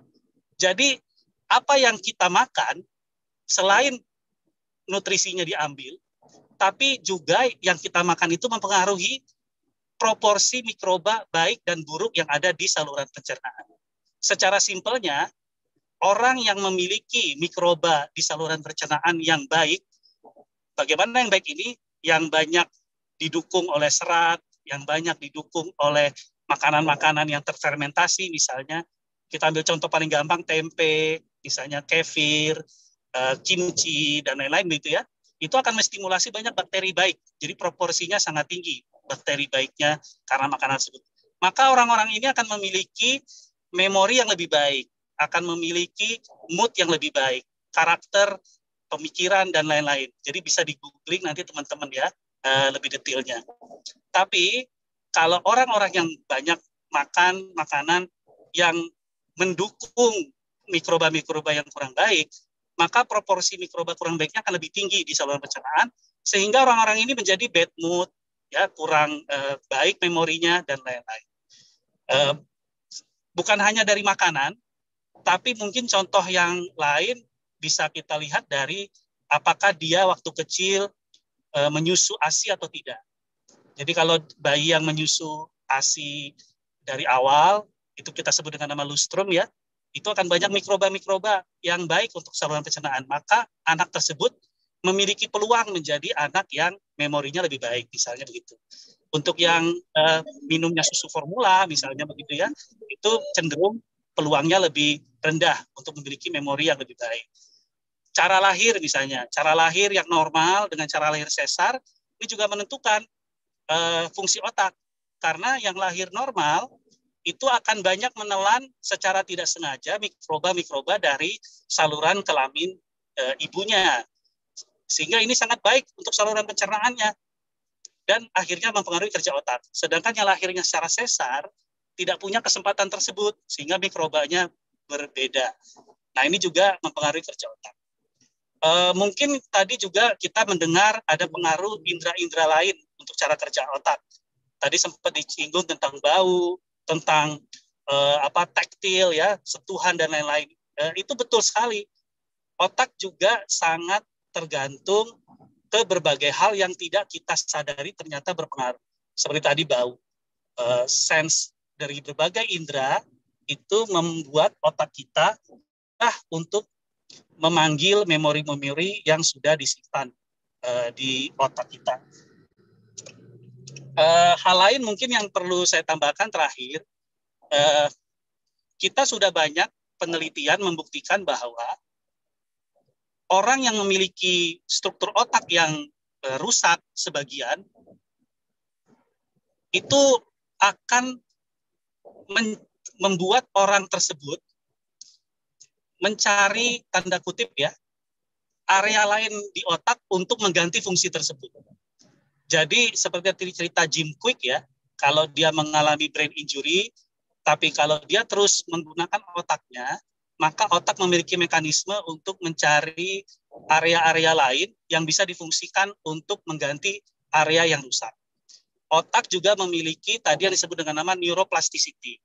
Neuroplasticity ini tidak berhubungan dengan umur. Tadi betul sekali. Jadi sepanjang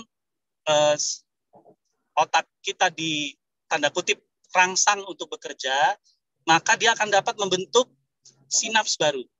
Bahkan pada orang-orang yang masih memiliki sel punca saraf yang dapat membelah diri dan berdiferensiasi atau menjadi sel saraf, rangsangan-rangsangan itu akan membuat sel punca saraf yang tadinya dorman atau tidur, tidak mampu membelah diri, menjadi membelah diri, sehingga aktif lagi. Nah, merangsangnya bagaimana? Cara paling gampang itu adalah exercise. Sudah banyak penelitian membuktikan bahwa yang membuat aliran darah ke otak menjadi tinggi, ini akan membuat sel punca saraf yang ada di otak, terutama di hipokampus untuk memori, yang tadinya dorman menjadi aktif kembali. Sehingga yang mencengangkan sel saraf baru terbentuk bahkan pada orang yang sudah aging. Jadi exercise apapun itu sangat bagus untuk memori kita. Dan banyak penelitian menunjukkan juga beberapa makanan yang mengandung zat-zat kimia tertentu, ya, flavonoid, dan juga zat-zat aktif lainnya, itu dapat membuat sel punca saraf aktif di hipokampus. Mungkin saya rasa itu beberapa tambahan yang terkait seluler dan molekuler ya, tentang otak tadi.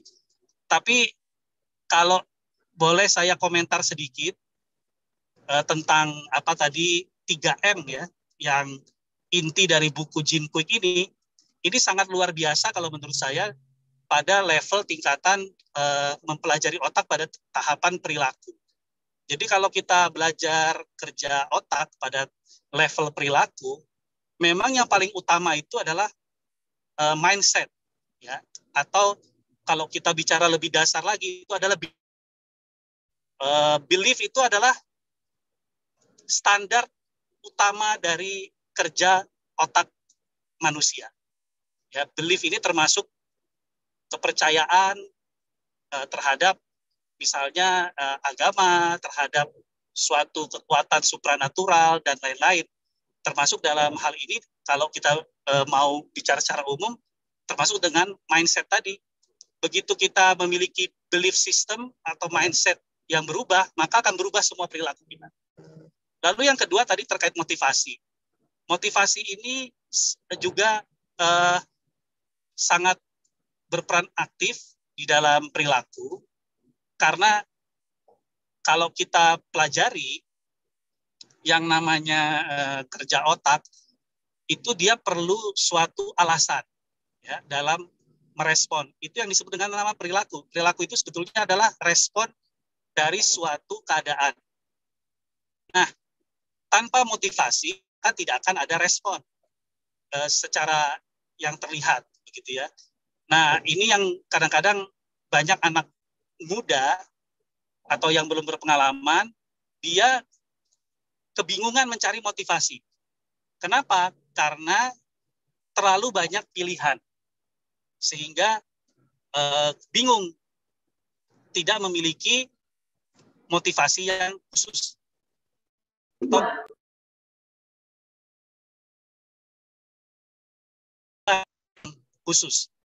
Banyak yang bingung tujuan, misalnya dalam hidup mau jadi apa, misalnya begitu ya. Ini sebagai contoh saja. Karena tadi terlalu banyak pilihan, otak tidak mampu. Ya, ini kalau kita belajar tentang hasil riset ya, otak tidak mampu memutuskan dengan baik ketika terlalu banyak pilihan. Nah, ini yang membuat, karena tadi zaman sudah digital dan banyak sekali informasi bertebaran, ini membuat anak-anak sekarang mungkin akan sulit membuat tujuan, dan hal itu sulit merumuskan motivasi. Jadi kita perlu mengajarkan anak-anak bagaimana caranya menentukan tujuan hidup atau tujuan yang lain dan merumuskan motivasi ke tujuan tersebut. Dan tadi metode saya juga setuju sekali. Ada banyak cara belajar, tapi yang kata kuncinya setiap orang mungkin memiliki kekhususan, sehingga tidak ada satu cara belajar yang paling sempurna untuk orang yang ada di dunia ini. Jadi kita perlu eksplorasi kuncinya terhadap berbagai metode.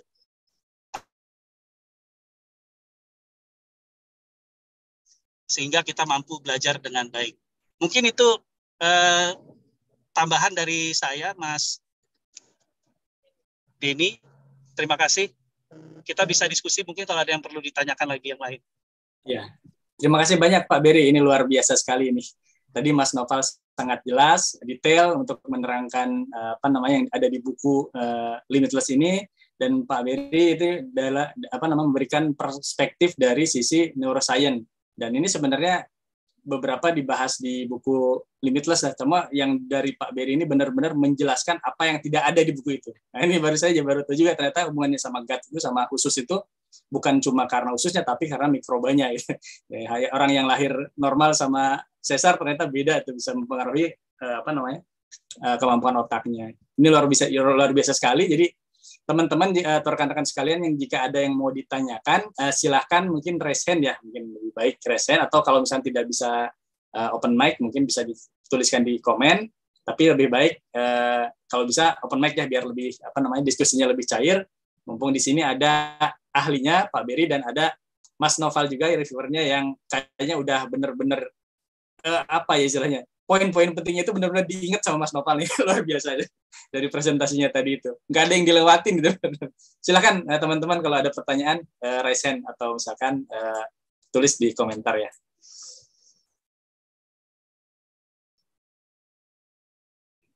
Silakan ada Pak Adi atau Prof Budi nih.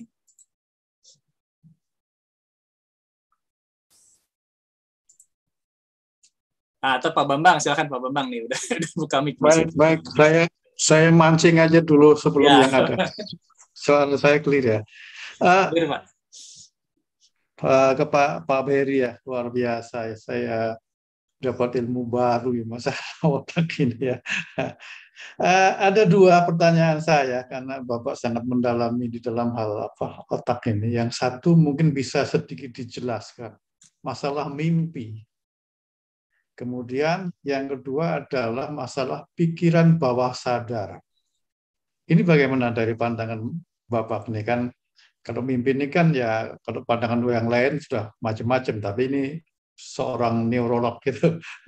Itu saja Pak, terima kasih. Oke, terima kasih Pak Bambang.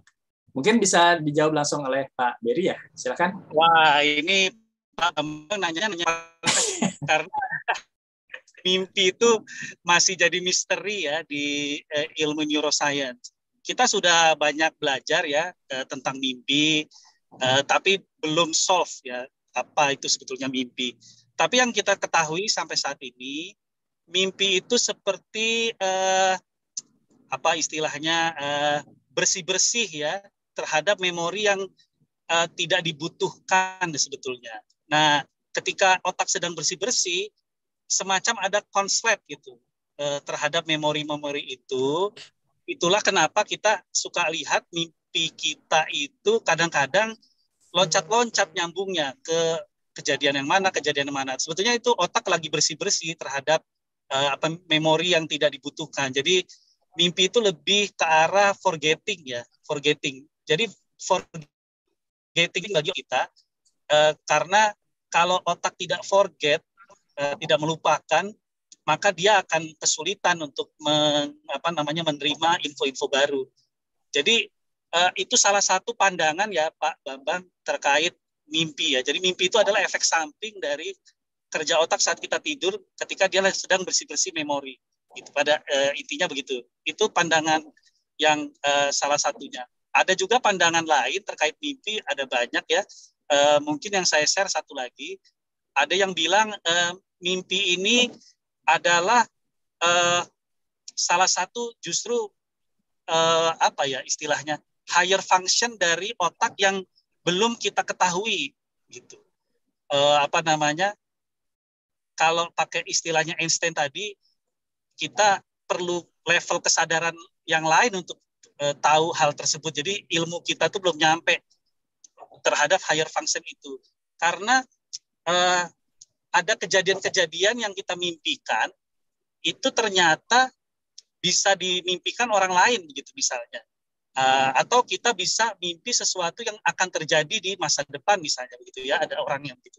Nah itu kita nggak bisa menjelaskan sampai saat ini karena itu sesuatu yang lebih tinggi, atau kalau tadi saya pakai istilah paling gampang higher function otak yang lebih tinggi yang sampai saat ini kita belum bisa pelajari.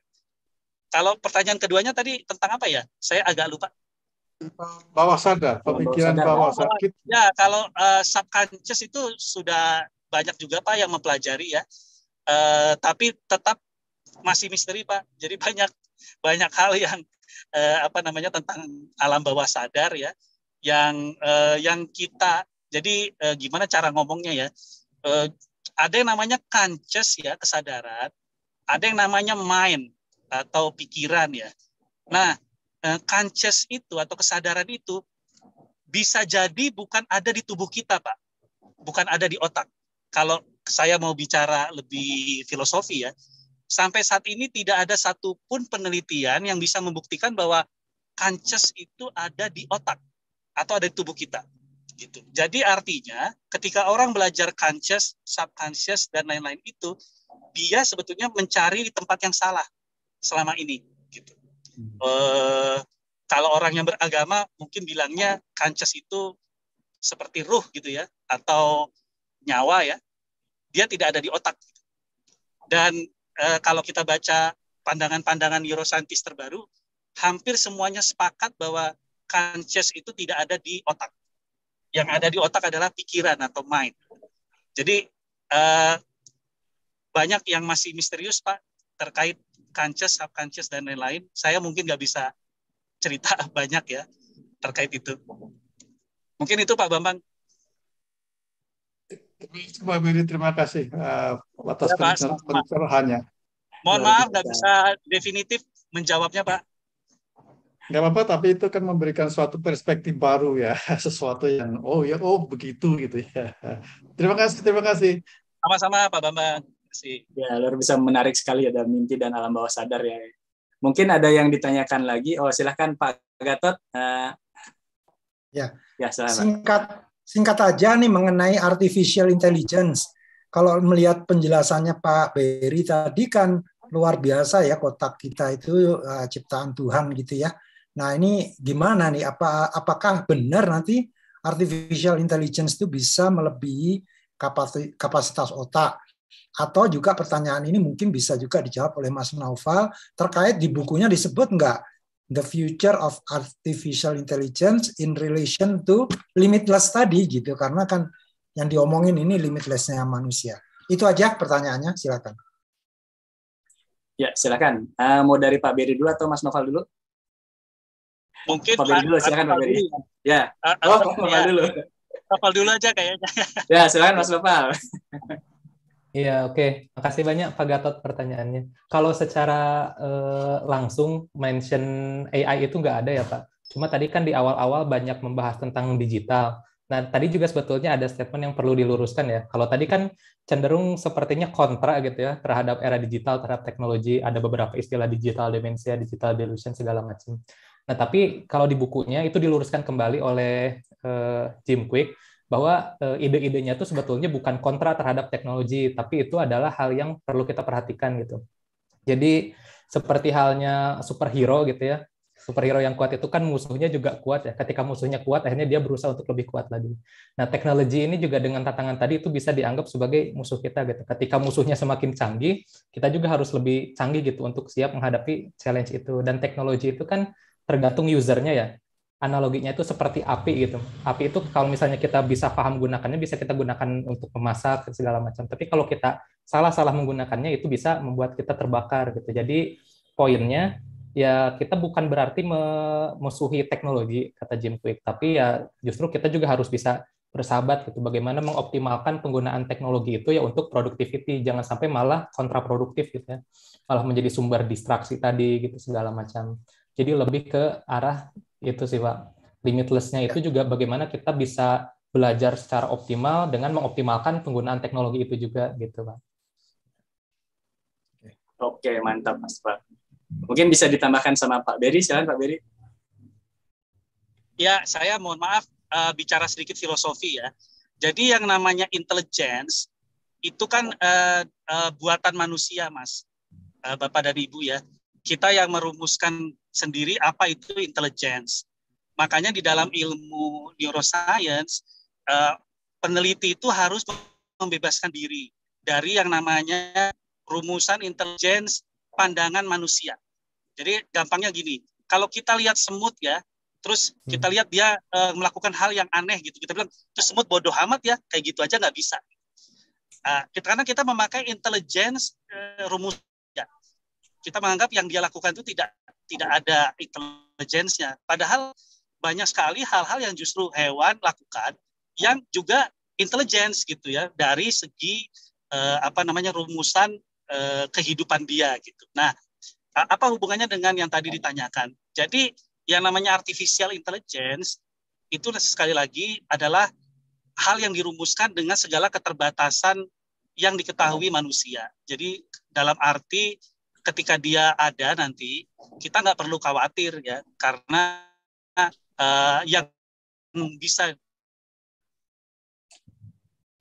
dirumuskan oleh manusia dan efek domino dari hal tersebut, dia tidak akan pernah bisa menjadi the real intelligence dari nature yang sangat beragam sebetulnya intelligence-nya gitu ya. Jadi kalau secara singkat begitu kira-kira, mudah-mudahan bisa dimengerti. Jadi tidak ada satupun rumusan intelijensia atau intelligence yang bisa dirumuskan oleh manusia sebetulnya, karena sangat beragam sebetulnya. Gitu. Ya, luar biasa sekali. Jadi Pak Gatot minta pendapat saya, sebenarnya itu sudah terwakili sama Pak Berry. Jadi sebenarnya dulu yang menciptakan AI juga dia adalah seorang neuroscience juga gitu. Jadi apa yang dikatakan Pak Berry itu betul, karena emang intelijen itu banyak ya aspeknya gitu. Mungkin yang kita kembangkan sekarang itu ada hanya beberapa aspek di bidang intelijennya itu gitu. Nah, tapi nggak tahu kalau kedepannya bisa menyeluruh untuk yang AI ini, ya mungkin bisa jadi juga gitu ya. Oke, mungkin ini sudah ada yang angkat tangan lagi, Mas Wempi ya. Silakan Mas Wempi. Selamat malam. Malam Mas Wempi. Ya, saya mau bertanya kepada Pak Beni ya, yang neuroscience itu. Pak, kurang lebih 5-6 tahun yang lalu, saya pernah membaca dikirimi jurnal dari family yang ada di Australia. Kalau nggak salah judulnya, bagaimana otak itu bisa merekam peristiwa bagi orang yang pernah mengalami mati suri, Pak. Jadi di situ dituliskan bahwa otak manusia ketika dia berhenti kehidupannya, kemudian dia bisa hidup lagi, itu ternyata bisa merekam. Itu saya teruskan sampai sekarang masih bertanya-tanya, Pak. Itu kok bisa begitu? Itu apakah ada memang untuk konteks secara neuroscience-nya bagaimana, Pak? Terima kasih, Pak. Nah, ini menarik Pak Berry, soalnya Mas Wempi ini pernah mati suri, Pak Berry. Oh gitu. Silakan Pak Berry. Ya, jadi yang pertama, ketika mati suri dan otak secara biologis masih hidup, ya stimulasi dari lingkungan dan masih bisa bekerja, menganalisis dan melakukan berbagai kegiatan ya. Yang tidak ada kan itu hanya kesadarannya saja tadi, karena sedang mati suri.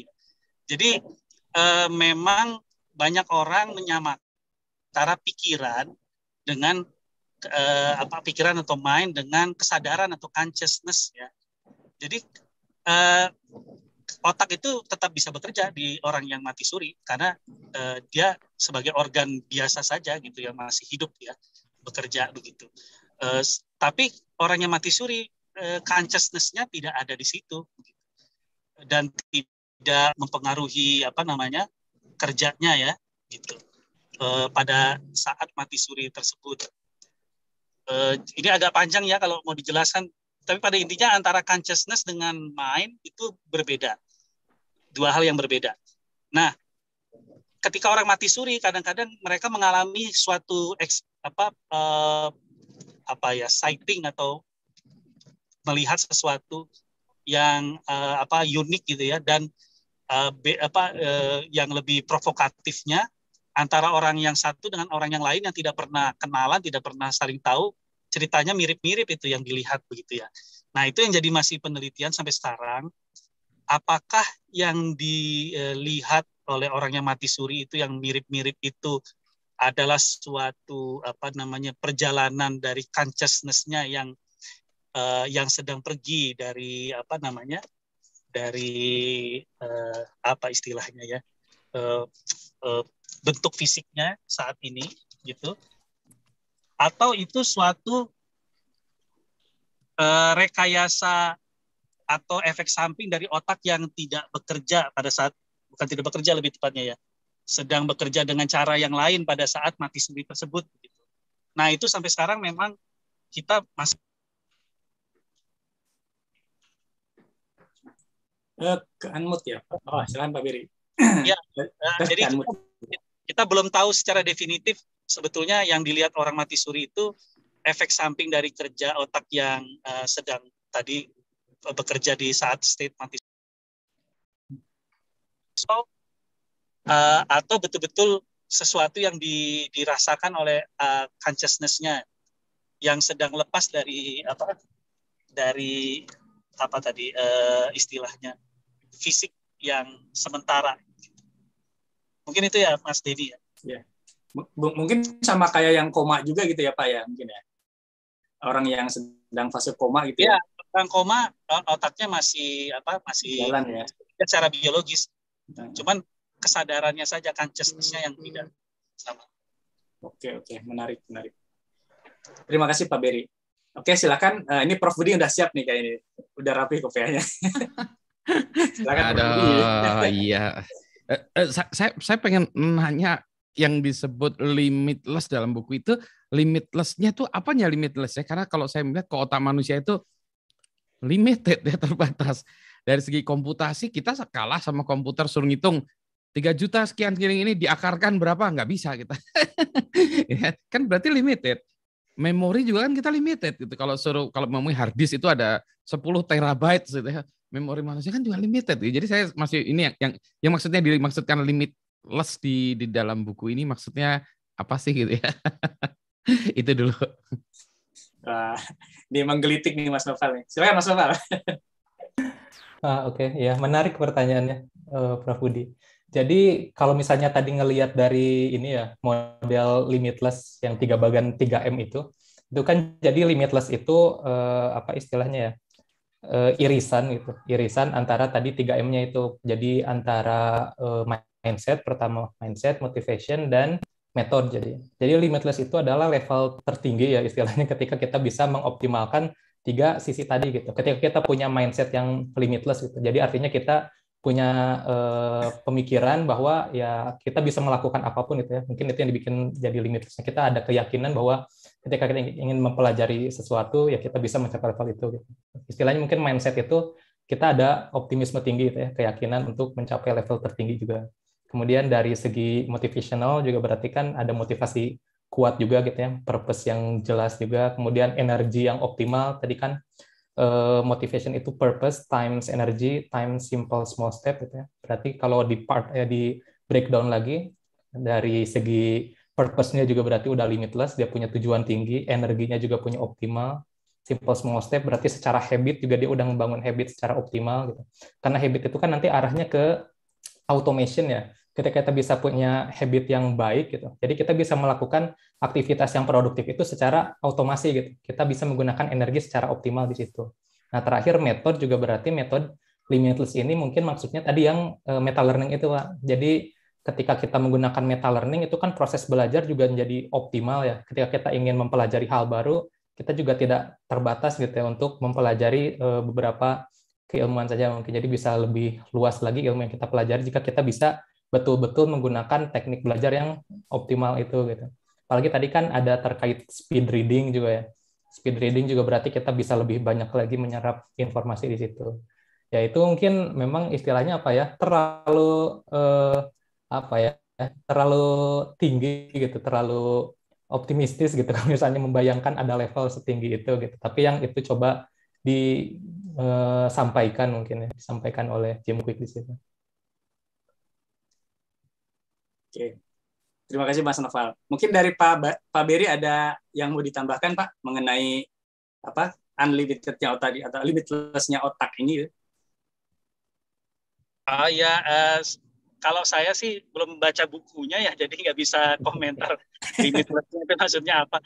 Tapi kalau saya menangkap dari penjelasan Mas Noval tadi yang sangat menarik tentang buku itu, mungkin yang maksud limitless itu bukan dari kapasitas otaknya ya, tapi lebih ke tadi motivasi gitu yang bisa limitless ya. Lalu mindset gitu ya. Limitless mindset kan ada yang sering kita kenal ada namanya fixed mindset. Lalu dikenalkan versusnya itu adalah growth mindset. Tapi yang menarik di sini tadi ada istilah limitless mindset gitu. Jadi bukan kapasitas. Mohon maaf kalau salah, tapi mungkin itu tadi mindset-nya dan motivasinya. Oh, ya, mantap. Kalau kapasitas terbatas, saya setuju dengan Prof tadi, sudah jelas itu. Ya, jadi mungkin itunya ya, bukan kapasitas secara ininya, tapi tadi lebih ke motivasi dan mindset. Nambah nanya, kalau kemampuan orang menghayal itu yang bedakan satu dengan yang lain itu kenapa ya? Apa itu ada di kemampuan otak ya, menghayal atau karena kadang-kadang yang ini kurang kreatif nih, karena kayaknya dia mikirnya itu lurus-lurus amat sih, kurang out of the box atau apa gitu. Eksponensial tadi istilahnya ya. Ya maksudnya kalau satu orang dengan orang yang lain, satunya nih hebat menghayalnya, satu enggak, itu di dalam otaknya tuh apa beda itu ya, strukturnya atau apa gitu ya, menghayalnya ini bukan misalnya kemampuan apanya ya, tapi menghayal gitu. Karena saya pikir tadinya menghayal itu sesuatu yang mudah, gampang, ternyata kok susah ya nyari orang-orang yang senang menghayal gitu ya. Oke, ini menarik lagi nih. Mungkin Pak Beri bisa ini Pak menjelaskan sedikit tentang apa sih yang membedakan satu orang sama dengan orang lain dalam kemampuan menghayal, Pak.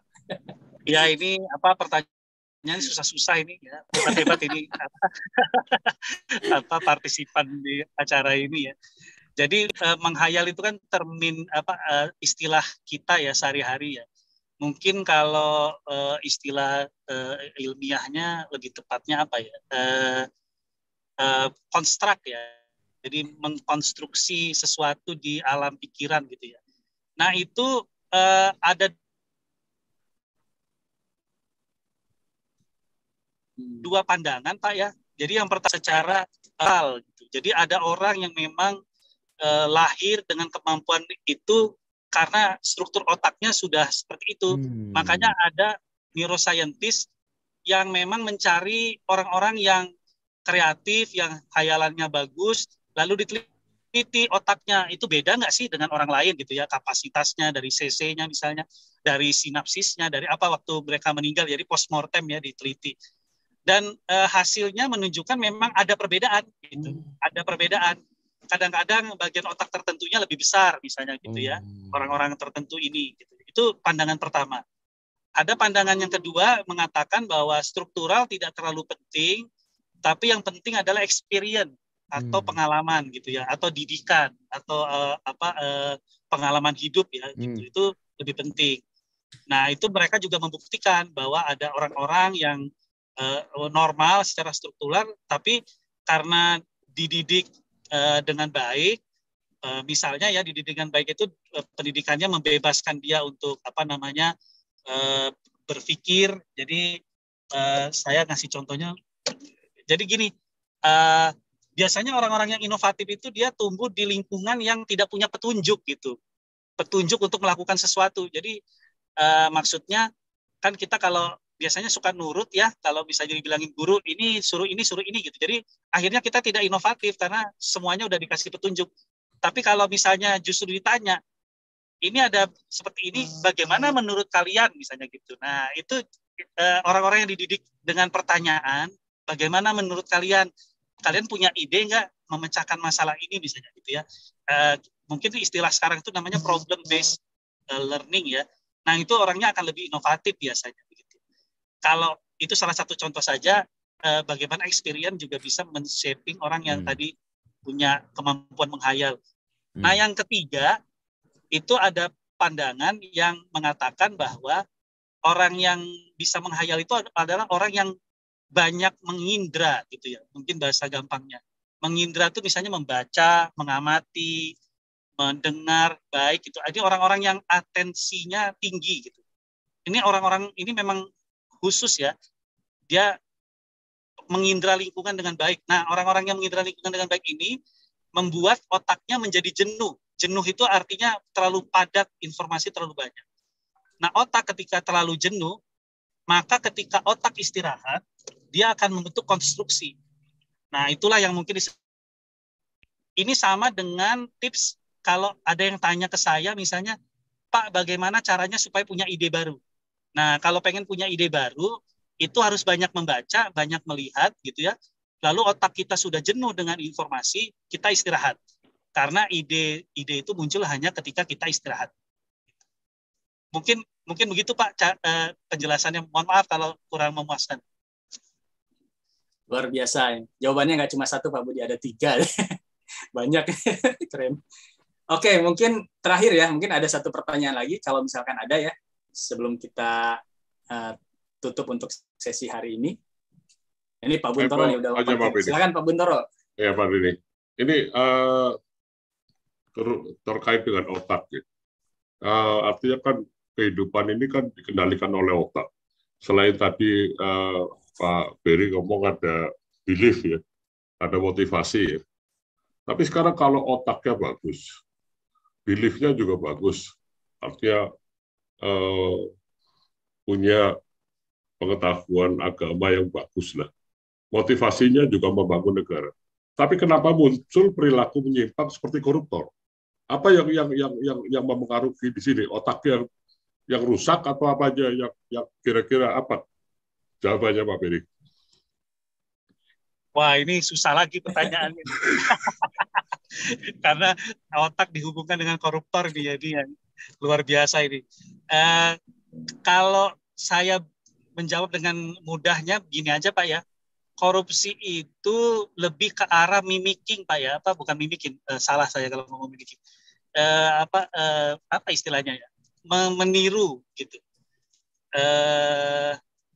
Saya lupa istilah saintifiknya, tapi intinya begini, ketika kita bicara perilaku dalam level kehidupan berkelompok ya, kita cenderung meniru sesuatu yang kita lihat memiliki utilitas gitu terhadap kita. Nah, korupsi itu salah satu perilaku yang utilitasnya tinggi gitu terhadap survival, dalam hal ini ekonomi mungkin ya.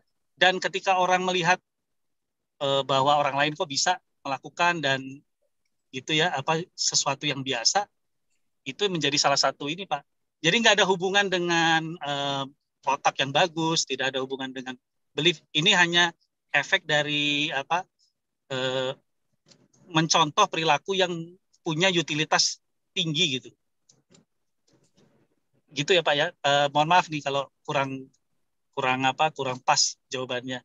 Jadi membasmi korupsi itu tidak bisa dengan pendidikan kalau menurut saya, karena dididik bahwa korupsi itu begini salah, ini menurut agama itu begini itu nggak bisa, karena tadi seperti Bapak bilang yang punya belief bagus, punya otak bagus, semua juga korupsi.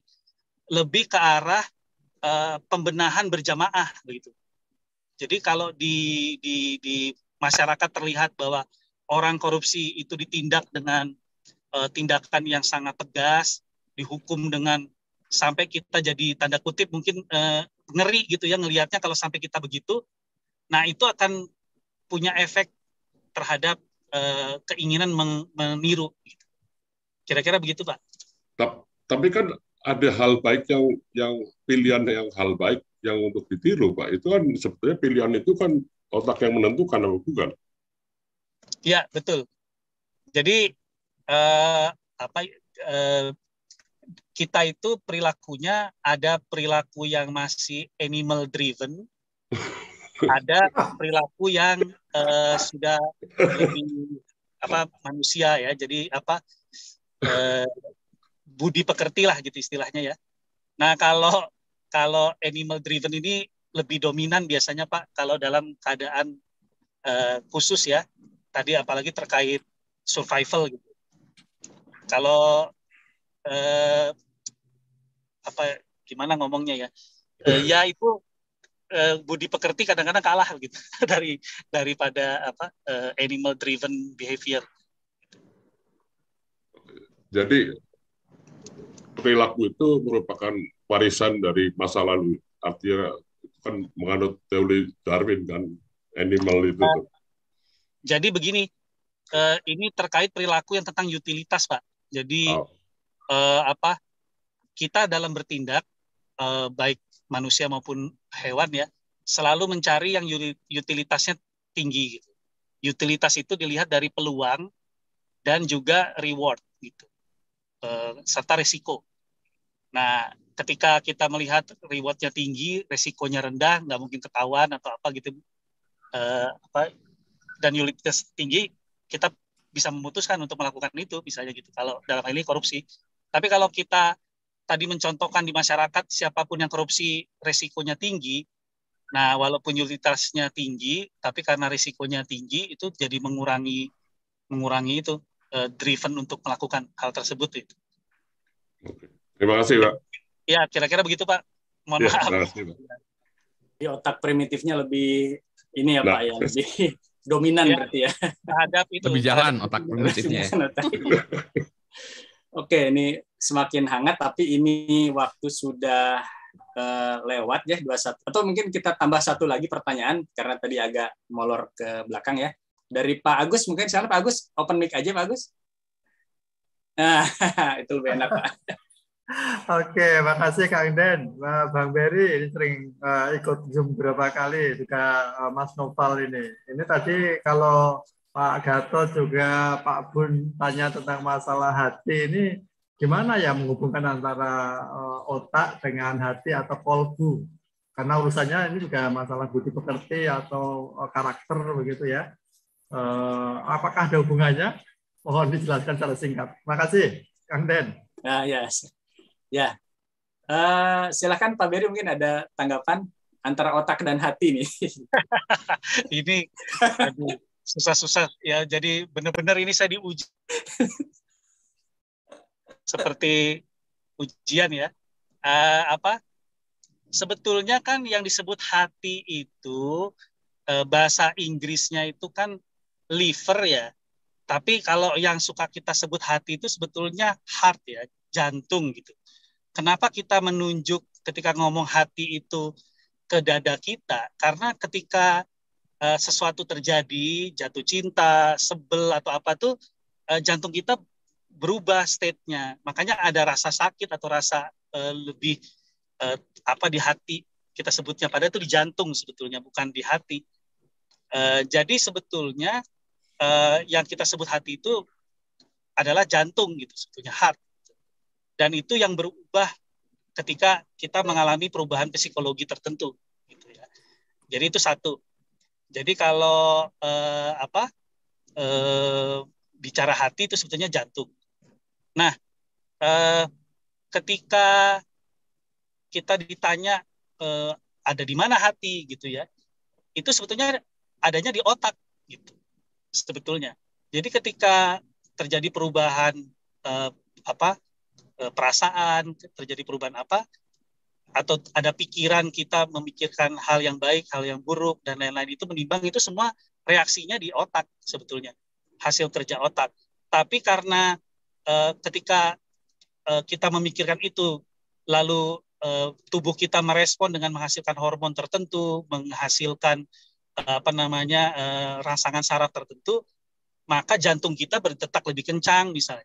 Keringat kita keluar ya lebih banyak dan hal-hal yang lain, dan terasa ada perbedaan di dada kita. Itulah yang kita sebut dengan nama tadi hati gitu ya. Sebetulnya begitu mungkin secara singkat ya. Jadi hati, kalau tadi yang kita sering rasakan sehari-hari berubah atau apa, itu sebetulnya jantung kita ya, karena ada sesuatu di otak kita yang berpikir atau melakukan hal-hal yang lain tadi ya, yang mengakibatkan adanya perubahan. Namun ada lagi tadi yang kita sebut dengan nama consciousness ya, consciousness. Nah, ini juga salah satu kandidat dari yang disebut dengan nama kolbu ya, kalau dalam bahasa bahasa agama Islam ya. Saya ngomongnya gimana ya? Jadi saya udah punya tulisan itu, kayaknya dulu penyebar di WA group ya beberapa. Jadi consciousness itu atau kesadaran itu dia ada di tempat yang tidak perlu materi atau near materi sebetulnya. Makanya dia tidak tergantung juga dengan waktu. Bahkan dia sudah ada sebelum adanya waktu gitu. Nah, jadi kolbu itu mungkin juga diatur oleh consciousness. Jadi kalau kita rangkum dua hal tersebut, kalau menurut saya yang dinamakan hati kita atau kolbu kita itu mungkin interaksi antara dua hal. Consciousness yang tadi tidak tergantung materi dan tidak tergantung waktu, dan sampai saat ini belum bisa dibuktikan keberadaannya tubuh kita, bahkan tidak di otak katanya, dan keadaan otak kita yang mengolah pikiran atau mind. Mungkin itu ya Mas Denny. Wah, luar biasa. Selalu ada jawabannya. Mungkin Mas Noval mau nambahin, Mas Noval. Silakan Mas Noval. Wah, ini nggak berani jawab banyak sebetulnya karena nggak terlalu mendalami di situ. Tapi sebetulnya agak menarik ya. Saya pernah ikut ini juga, pernah ikut apa ya, workshop lah sebetulnya istilahnya. Dan itu ada sempat menyinggung itu juga. Sebetulnya kan kalau tadi ya kata Pak Berry gitu, ada kalau di agama Islam gitu di Al-Quran ada istilah kolbu, itu kan merujuknya juga ke hati ya sebetulnya. Dan ada ayat itu yang menyebutkan bahwa proses akal itu juga adanya di kolbu gitu. Jadi waktu itu saya ikut workshop itu malah dia teorinya ini juga saya belum eksplor lagi ya kalau alam, tapi kalau di situ dijelaskan katanya otak itu sebetulnya katanya fungsinya itu adalah untuk menyerap informasi gitu ya, menerima informasi, proses diteruskan ke kolbu, kemudian proses akal itu terjadinya di kolbu gitu, baru dikembalikan dan kita memberikan respon gitu melalui indera kita. Jadi memang ya apa ya, masih menarik, mungkin masih banyak misteri dan ada beberapa teoretikal gitu ya.